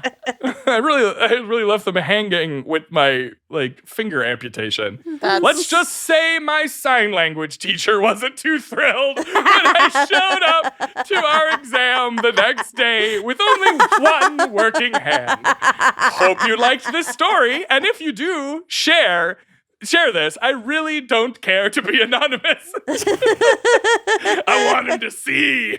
Oh my God. Did we hear so what good. finger it was? No. I don't know. I don't think we did. Interesting. This is usually the first I don't wanna story know. I tell new people I meet. No wonder I'm not doing too hot on these dating apps. Oh my God, honey. Love you gals. And I apologize in advance for any grammatical errors I may have made. Probably Any due to typos. typing. Yes, any typos. Yes. Holy shit. Oh, Lord. I showed up for my sign language exam the I next can't. day. So good. What a way to get out of your final, Is that though. the sign language equivalent of having a lisp or a speech impediment? Or I don't know. yeah, I wonder if you can still do it, if it's still doable. I mean, I'm certain that Yes. you can, as Oh, there sure. are, I'm certain, plenty of people who are deaf or hard of hearing that also don't have both hands. Yeah, I but- suppose you're right. Yeah, yeah. I wonder if there's a one-handed variant or something. I'm Very sure there are interesting. modifications. Oh Lord! Oh, my but God. Yeah, Yeah, making you're it not getting not out of your final, kid. Yeah, Get not over making it. it easy on yourself. Yeah. Oh Lord! All right, here we go. I got another one for you. Oh, The God. devil made me do it. Well, it's been a few years since I flipped my car going 40. So now this story is funny as hell. Okay, my thank God. God. All right. We're And then my son rolled his car 5 times, or Tom rolled his car 5 times, and then my son had to go call the police. The house was broken into, and I'm under a lot of stress. Oh, Robbie Lord. doesn't get that reference, but Lucy does. No, I don't. I got it. Oh my God. I guess anything can be funny with time. Mm-hmm. Now the story's funny as hell. I had spent the day cleaning tiled showers. 8 floor to ceiling showers by hand. My best friend drove me back to my car before I had to go pick up the kids from school. I was not aware of how tired my arms had become. Getting to my car, I was early, so I downloaded and keyed up the wine and crime episode on satanic crimes. Oh, no. you guys are in this story. Oh no, we almost killed her. Oh, God. I Not another you one. think- do you think this is a you made me laugh so hard? I mean, I the swerved my devil car made me do it. Maybe. into a dirty ditch. Maybe. And they got stung by 1,000 stung by a bees. million couch bees. I'm never gonna forget that couch. No. All right, so Satanic Crimes episode. I was fucking pumped for the episode. So I left my friend's house. About a mile down the road, I either went to turn down my radio or grab my coffee, and I unintentionally pulled the steering wheel to the right.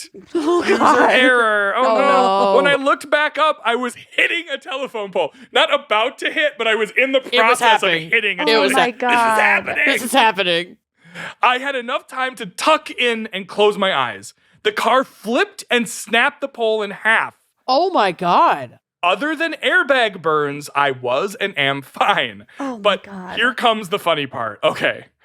A bystander came running over. She was younger than me and had the biggest cross around her neck I think I had As she's ever listening seen. to satanic panic cries. As she's like, sure, I am okay. I realized my car didn't shut off. So there's Lucy, loud as fuck, talking about the history of Satanism. This is like one of my greatest fears. I think about this all the time when I'm driving and I'm listening and singing really loud to something like really embarrassing. And then I'm like, if I get into an accident right now, like my radio is going to be stuck on this, and this is like what I'm going to die to. I'm going to die to like whatever stupid bullshit I'm listening to right now, and everyone's going to know, and it's going to be really embarrassing. I got the time I got into a car accident and my airbags went off, I was listening really loudly to that one Lindsay Lohan song. Oh yeah, Oh, I think it's called Over. Mm-hmm. And then my car, crashed, and then it went off for a minute because the CD skipped, Mm-hmm. and then it blasted back on. Yeah. It's like, oh my God, this is almost as bad as the accident. The last thing I'm guys- going to hear before I die is Lindsay Lohan singing, and I don't know how to reconcile that. I'm Lindsay, I'm Lindsay, I'm Lindsay, I'm Lindsay, I'm Lindsay. That is exactly, you nailed it. Yeah, that's the song. I think I nailed it. Can I just say how cinematic that is? You Yeah. got the like blinker, the like sound of glass like settling, click, click, click, click, and then then it comes on the like I'm gonna be a fire slut in the world or whatever the song is. That song sounds like a banger. I love this. That's great. That's great. It's very cinematic. Okay, so this woman comes over with the biggest cross around her neck I think I had ever seen, and she makes sure I'm okay. Here's Satanism, the history of Satanism. Like you're listening to like what's the You're guy's learning. name? Like LaVey or whatever. This. Nope, that's Timothy Anton McVeigh. LaVey. That's I'm different. like, Timothy McVeigh has a podcast. That's I think it's different. Anton LaVey, like one of the founders of Satanism. Yes. This woman asks that I crawl back into the wreckage to shut off the radio. Shut Up. Wait. What? Oh, She can fuck off. can you turn that off? Oh That's my making God. me upset. I know Oh, you that's almost so got cut in annoying. half. Yeah. But could you? Oh No, my I can't. God. Oh no! The audacity. And she does because she's in trauma, so she just does what she says. As I In crawl back shock. out, That's she fucked asks, up. Yeah. "What is that?" And I, sobbing, say Satan because trauma. Oh, I love that.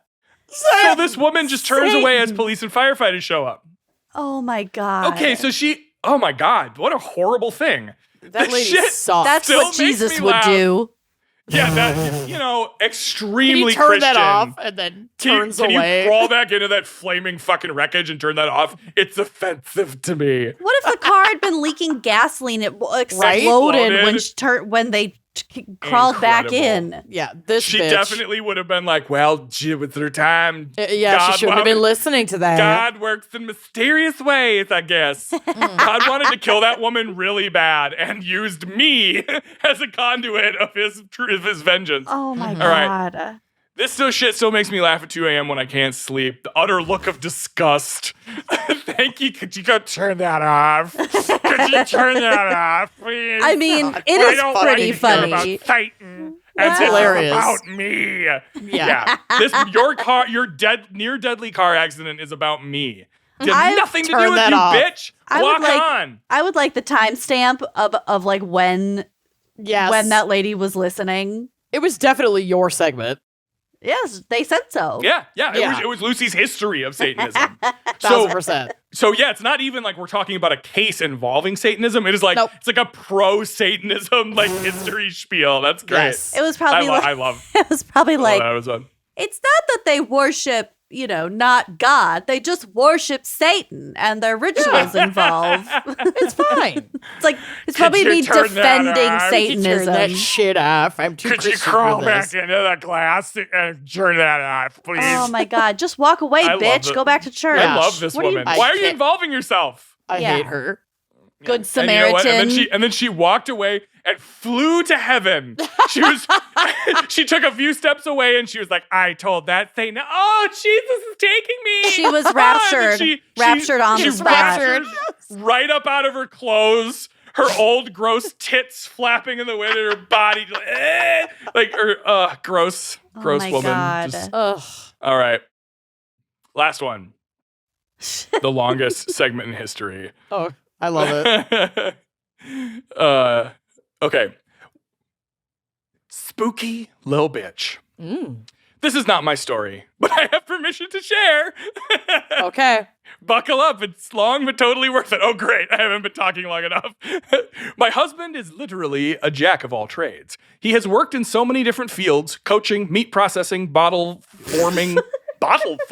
Meat processing. Don't ask questions. Meat processing. Just That's assume like it's real and move making on. sausage. Bottle forming at a popular beer company. Wink, wink. And farm In bitch. Goochland. Goochland. Goochland. At the Goochland Farms Licking Hole Brewery Hole. for bottle manufacturing. And farm bitch, my loving term for a farmhand. Okay.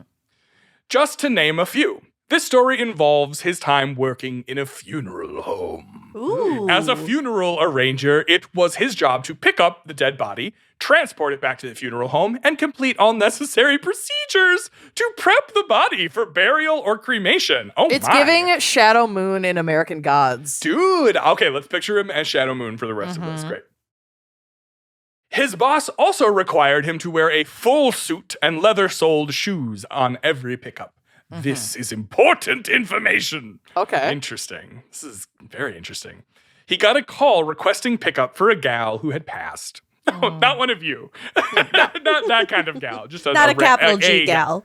Not a capital G gal, just a gal. Yeah. Amanda's been dead this whole episode. Been dead for She 30 died years. on a bee couch. I did. Her body's still down there. They can't get to it. He put her in the hearse and made his way back to the funeral home to start preparations. Oh, God. I'm sorry. Now I'm just picturing that this is the woman from the last story. No. Her body after her soul had been raptured up to heaven. The funeral home's processing room was in the basement and had about a 45-degree angle ramp to get the gurney downstairs. In the middle of the room downstairs, there was a large support beam running vertically from floor to ceiling.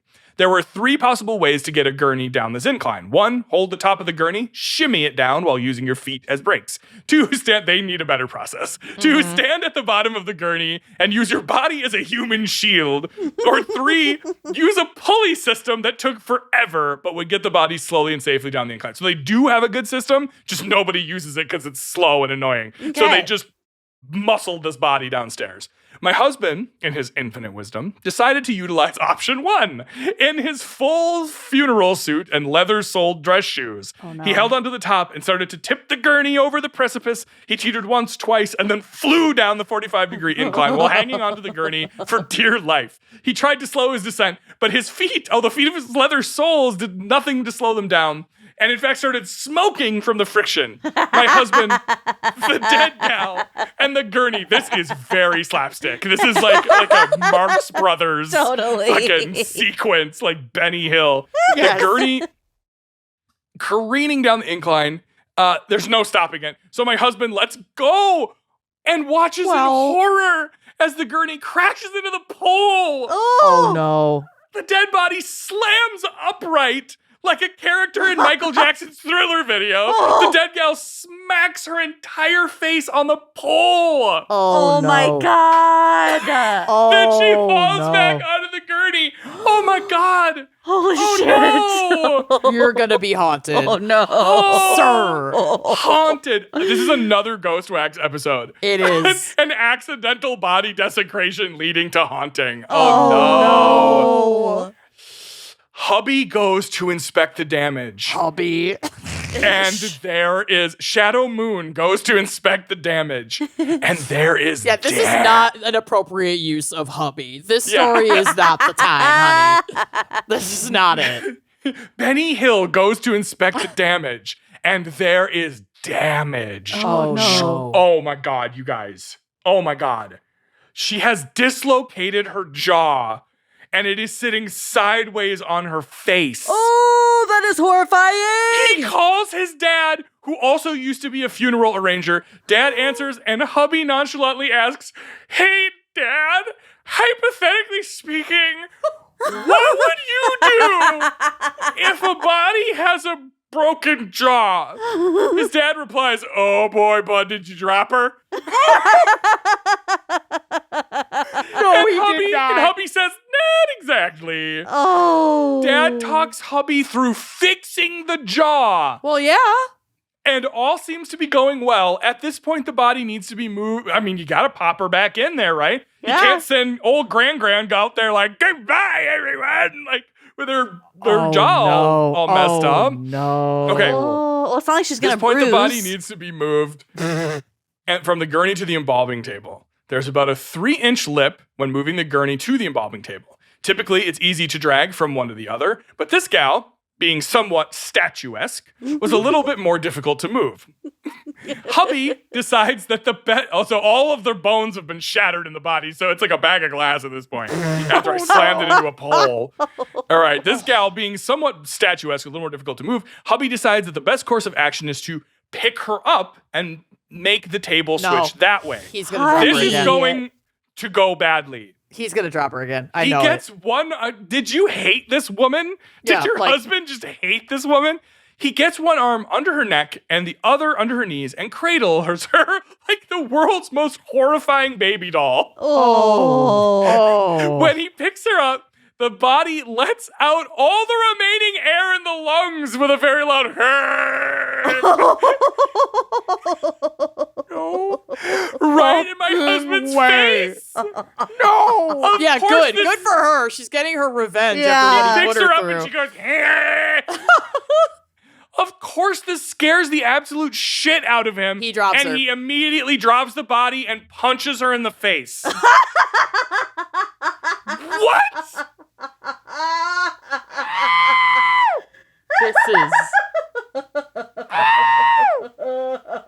There's There's more to this story. This guy this woman owed him money. This dead woman owed this guy money. And it's like, oh my God. So This is so absurd. accordions her body up, and her body goes, scares the freaks shit out of him, out. and he fucking drops her and like smacks her Oh in his my panic. God. Okay. Now he's got a whole other situation to deal with. Yeah, corpse desecration. Yeah. Like he's going to jail for a very long time. Desecrated Gran. Oh my Oh, God. Hubby calls his dad again and asks, hypothetically, hey dad, hypothetically speaking again, how do I fix a broken nose? Oh my God. And when his dad again asks if he dropped her, my husband's response was, no, it was really more of like a finishing move. In any case, all the injuries got fixed. And he says she showed great at the funeral. It was a closed There casket. wasn't bruising. So, No, I think it was a She closed showed casket. great. no. The old gal looked bang as new. No, they Oh have my such God. thick makeup. As long as he reset that jaw, there are things you can put in the nose. I'm sure she did look great. And they don't fine. bruise after death. Yeah. Dead body's Like that just a long bag after of meat. death. Whatever, eat me. Chop me up into little pieces. Throw me in the trash. Holy Oh my shit. I would God. quit my Wow. job immediately. Yeah, Never that again. guy is haunted as fuck. That's He needs to be fired. I'm sorry. hilarious. Love you gals very much. I travel for work and y'all entertain the hell out of me on my long drives. Don't forget, always wear non-slip shoes when working with dead bodies. And when in doubt, call your dad. Bye. Holy Well, shit. that's it. That's the Coven Wow. the Coven Confessions. The epic has thus ended. Oh my God. Incredible. Wow. I can't believe that. I'm speechless and that Yeah. rarely happens. Yeah. I love Genuinely.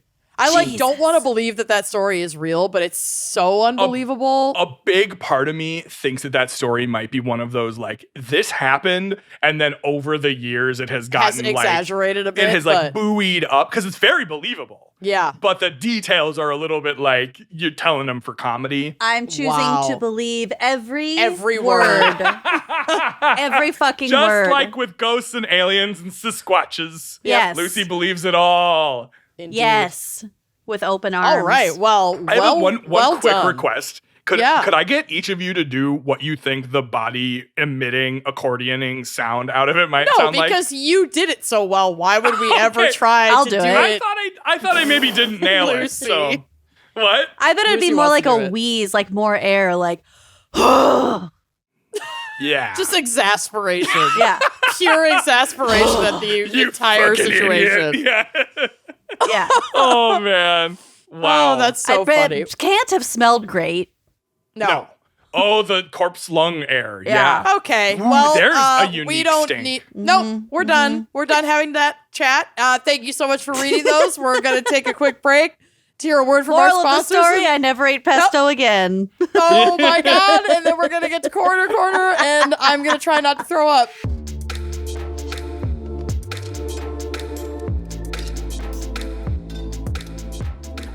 All right, bring it home, Lucy. What do you got for us today? All right, this is the coroner corner.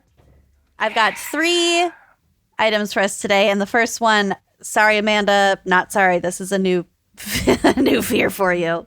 Are you fucking kidding me? This is a Snopes article, and this was sent in by Katerina V. We like to think beheadings happen only in campfire tales and low-budget thrillers, but they take place in real life too, as was the case in the death of Dr. Hitoshi Nikaido. On August 16, 2003, this 35-year-old surgical resident was decapitated in a freakish elevator accident. No. I was at the doctor today, and I was on the elevator with like the sweetest old woman with like this cute little white hair and a little cane, and she was like holding the door for me because I'm on my scooter. And she starts joking about how she thinks that these things are rigged to close on you and cut you in half. And the next time that I'm in one of these, I'm always looking for scratch marks on the doors of the elevator. My God. And I was like, Mima. And then after Amanda got out of the elevator, she looked back and the old woman wasn't there. God damn it. No, this Don't woman. you think these things might cut This you in woman and half? she held the elevator doors open for me to leave, and then we walked like all the way to our cars together. I was in love with her. I was like, tell me more, Mima. Well, if you see her, you can tell her this story. Okay, great. So this happened in 2003 at Christus St. Joseph Hospital in Houston, Texas. It happened in a hospital? Yeah. Elevator? The irony. No. So and again, this is from Snopes, so it did happen.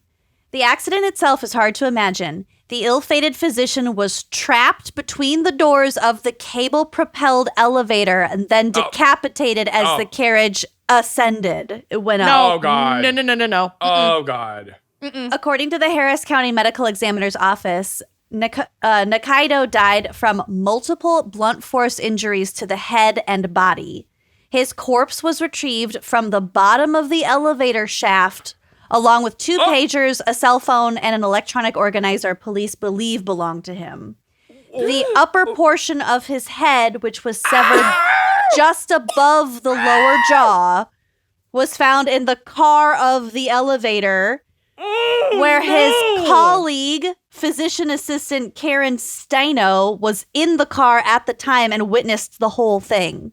Oh, no. So he was like, hold the door, and got just the top of his head in before the elevator doors closed. He got stuck in it. It started going up. Oh, and there's those horrible moments where you're like, oh my God, is this really happening? Am I really stuck in an elevator? And this is coming in. Oh my God, it's still going. Ah! Yep. This and it just like deeply crushed horrific. the rest of his body off, and it fell down the This is the worst shaft. thing And the I've door ever must have heard been in my open. fucking life. So he must have been out. So he was outside the elevator, and his head He's got half squished. out. His head got stuck in and then it. the body fell, Well- and the elevator was up now, so the shaft is empty. Oh Yeah. my God. So here's what happened. Miss Steino told police the elevator had been out of service for a few days prior to the tragedy, but at the time of the accident, the out of service sign had been removed, so they thought it was But fixed. it hadn't been serviced? Well, it had been Or they thought partially they fixed it, but- serviced. Maybe they didn't actually fix it. They thought it was fixed, but it wasn't. So they had rung for the elevator. They pressed the button with the intent of going to the 6th floor and had already stepped into the elevator and pushed the button for her floor when Nikaido tried to get into the car Yep. as the You door try to was beat, closing. You try to beat, and you think Try to that the beat the doors door. will stop because they're supposed to because stop. they're supposed to stop. As soon as she saw that he was trapped by the doors, She tried to hit the emergency stop button, but was unable to do so before the rising elevator She's actually just hitting door close over and partially over and over again. decapitated. She's hitting the kill Dr. Hokkaido button. No. No. The elevator continued upwards, finally stopping between the 4th and 5th floors. So she was then trapped in the elevator car along with Nikaido's cranial remains until she was rescued by firefighters. Oh my God. The top of his head is just sitting there staring at her. Yeah, and she was treated in the hospital's emergency room for shock. So the cause of the deadly accident was a mystery. Elevator doors should not shut when there's something between them, thanks to sensors mounted in the doors themselves. Also, a set of contacts in the door should keep the elevator from moving if the doors aren't closed.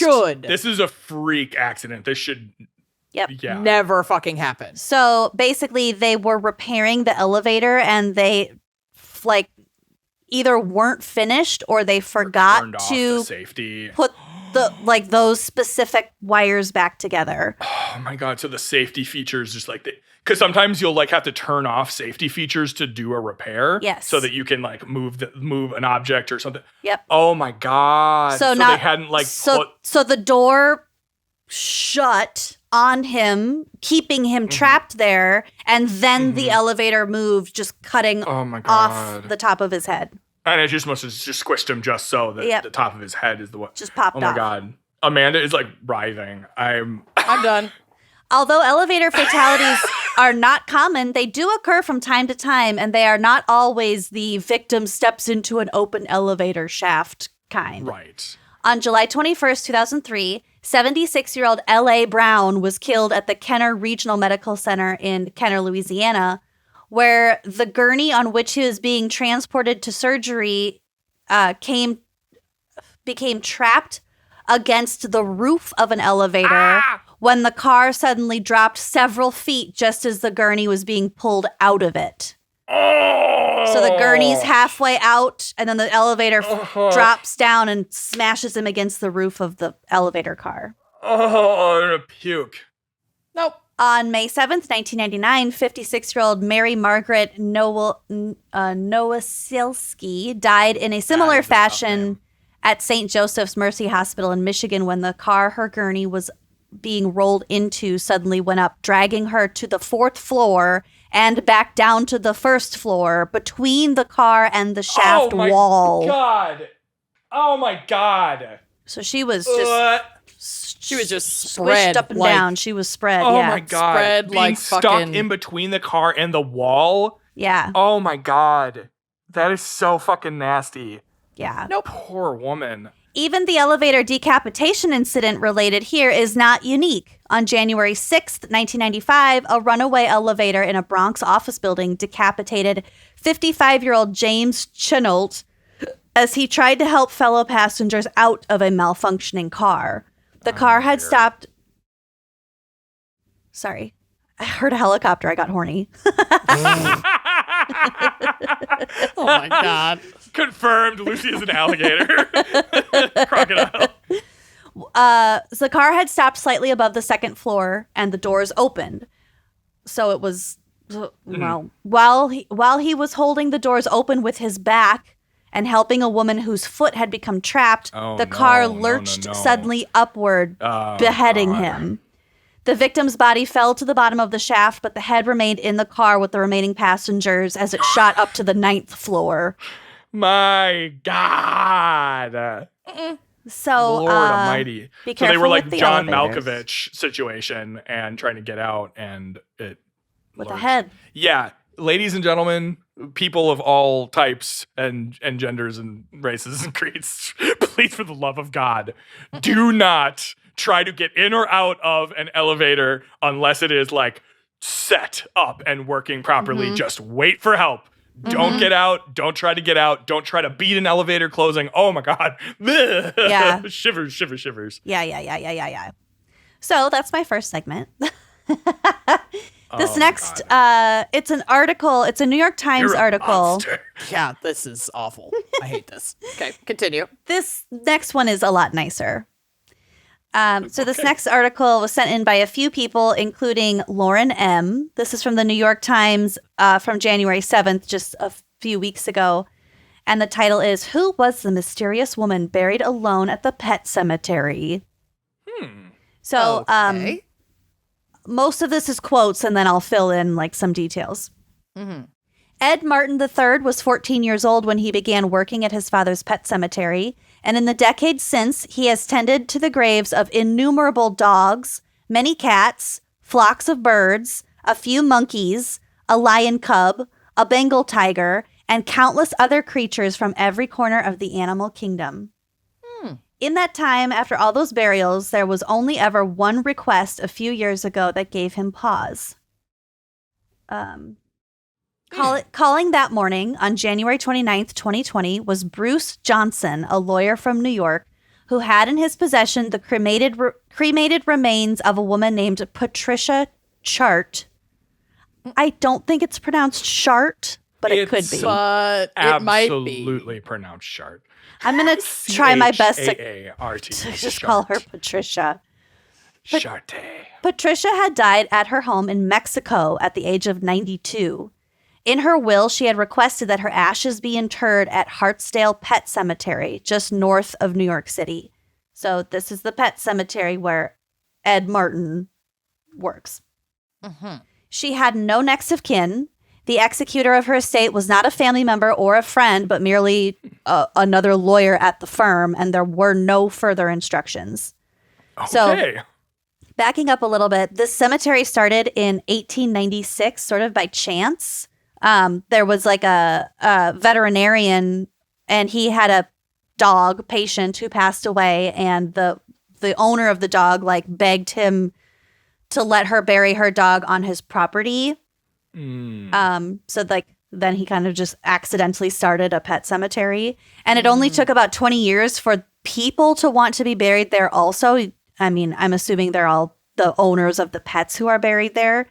So now almost 80,000 animals, or about 80,000 animals and 900 people are buried at this cemetery. It's big. Okay. It was the first pet cemetery in the United States, and fun fact, Mariah Carey's cat Clarence is buried there. These days, Hartsdale buries about 300 animals and about half a dozen humans per year. And Ed Martin, the guy who runs the cemetery, buried Patricia's cremains in a plot. So the lawyer had her cremains FedExed from Mexico to the cemetery. He got him. He's like, okay, I guess she wants to be buried here. Here's a random plot. And he felt kind of emotional because he didn't know anything about her. He didn't know why she wanted to be buried there. She had lived in Mexico. He just knew nothing. It was like a mystery. He had many, many questions. Yeah. So among the things that Mr. Martin did not know was that down in Mexico, there was a small clique of friends who loved Patricia and missed her and remembered her fondly. She was a voracious reader, ace crossword puzzler, and heavyweight Scrabble player. She smoked constantly, Camels. Get it, girl. Drank enthusiastically, Dewars with one ice cube. Was in love with peanut butter, sometimes straight out of the jar. The best way to eat peanut butter. She was profane, and she had an irreverent streak. A talented artist and illustrator, Patricia was fired from a job with Hallmark, according to a friend, after designing a holiday card with a pop-up Jesus Christ inside, arms outstretched. Oh my God, yes. The card said, "He is risen." Amazing. Incredible. She was born... Could you turn that off? Could you turn that card turn off? that I don't card like that card. crawl back in through the broken glass. Could you crawl back and that put off. that card back? Oh my God. She was born Patricia Lou Bassett in Kansas City, Missouri on January 11th, 1928. Her parents divorced when she was a baby, and she was raised by her mother and later a stepfather. After graduating from Paseo High School in Kansas City with a class of 1944, she moved to New York City to cultivate her career in illustration. The city provided her a platform to find herself. She only realized well into adulthood, for instance, that she was gay. Around that time, a friend named Wendy Johnson became a love interest, then a longtime girlfriend. The two also became business partners, opening a needlepoint shop in the Upper East Side called Two Needles. That's so fucking cute. In the early Love that. In the early 1990s, Patricia and her partner retired and moved to San Miguel de Allende, a picturesque city about 200 miles northwest of Mexico City that had long been a haven for expatriates. Patricia stayed busy in retirement. She became involved with a local animal shelter. She went dancing with a soft spot for the Glenn Miller Orchestra. She dressed plainly in slacks and big shirts, but sometimes donned a tuxedo for special events. Cute. She stayed engaged with American politics, diligently sending absentee ballots and keeping up with cable news. Once, while watching a segment on President Donald Trump, she threw a coffee mug at her television and shattered the screen. Been there. As Patricia grew older and her health declined, she became a begrudging yet diligent member of a local gym. Quote, "Why the heck am I not dead yet, Janice?" she would say, in slightly more profane terms, as a sort of ritual greeting to her trainer and longtime friend, Janice McDonald. So she'd just say that every morning when she got to the gym. So Janice McDonald described Patricia lovingly as a curmudgeon.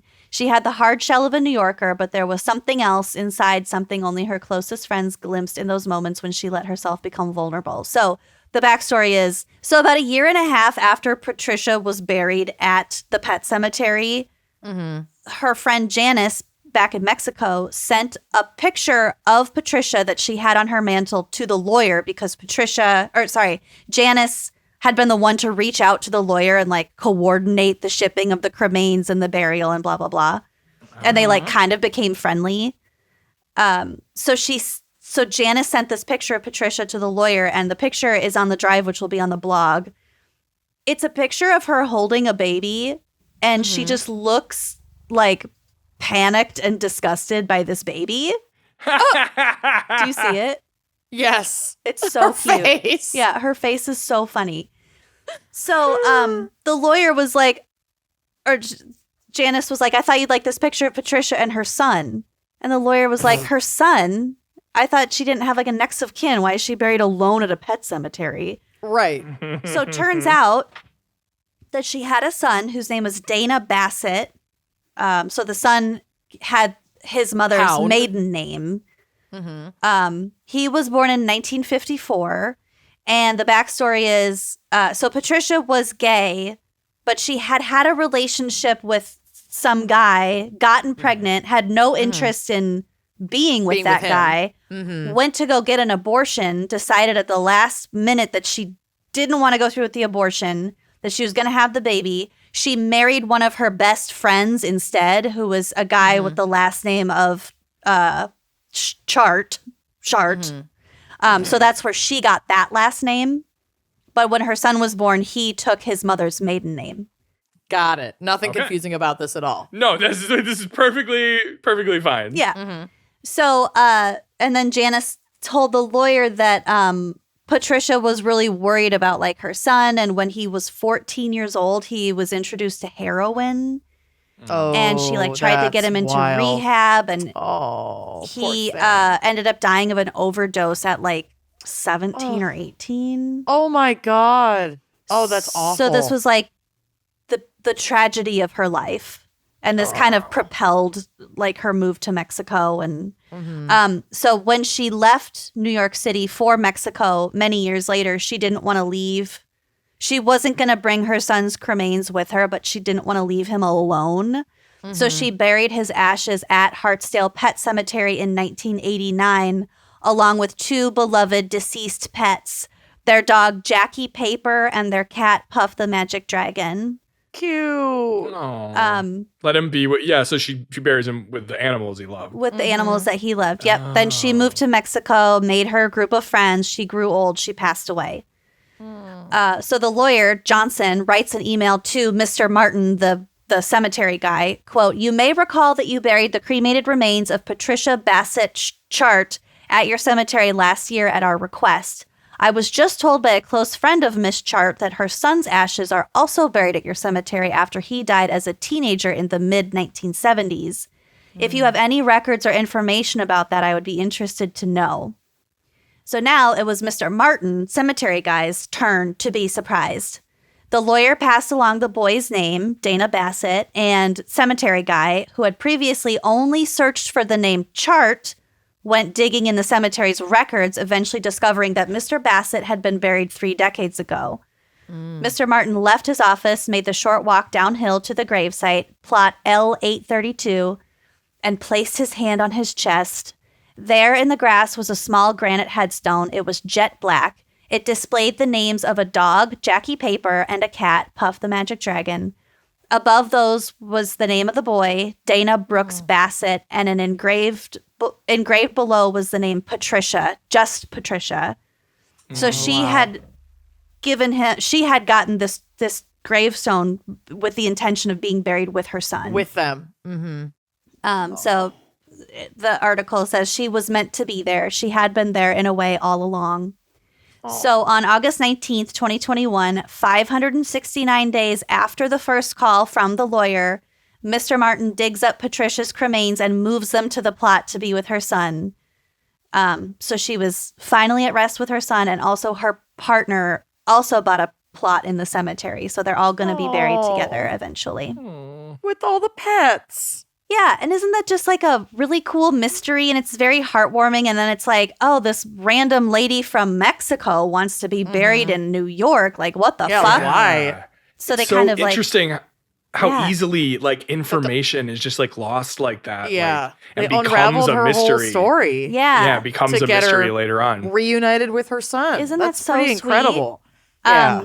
Also really cool, the website for the pet cemetery is just petsem.com.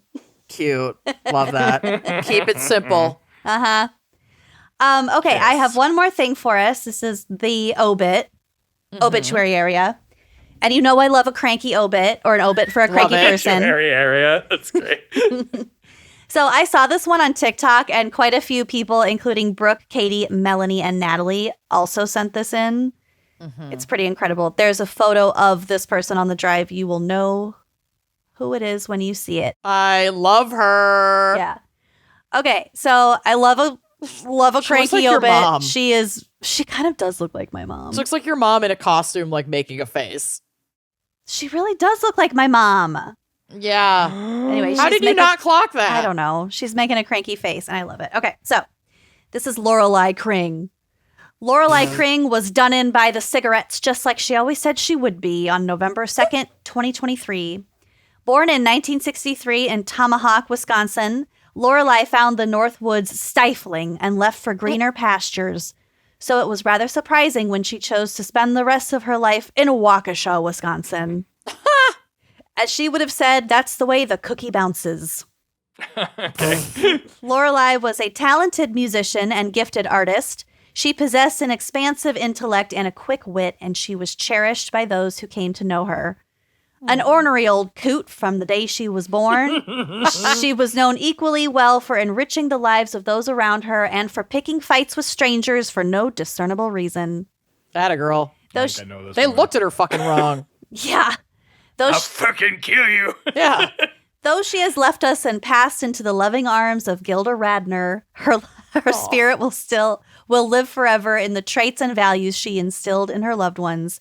The value of unapologetic self-expression, a stubborn streak a mile wide, the necessity for caring for others, and severe mental illness. Amanda, is this your I obituary? really am reading my future obit.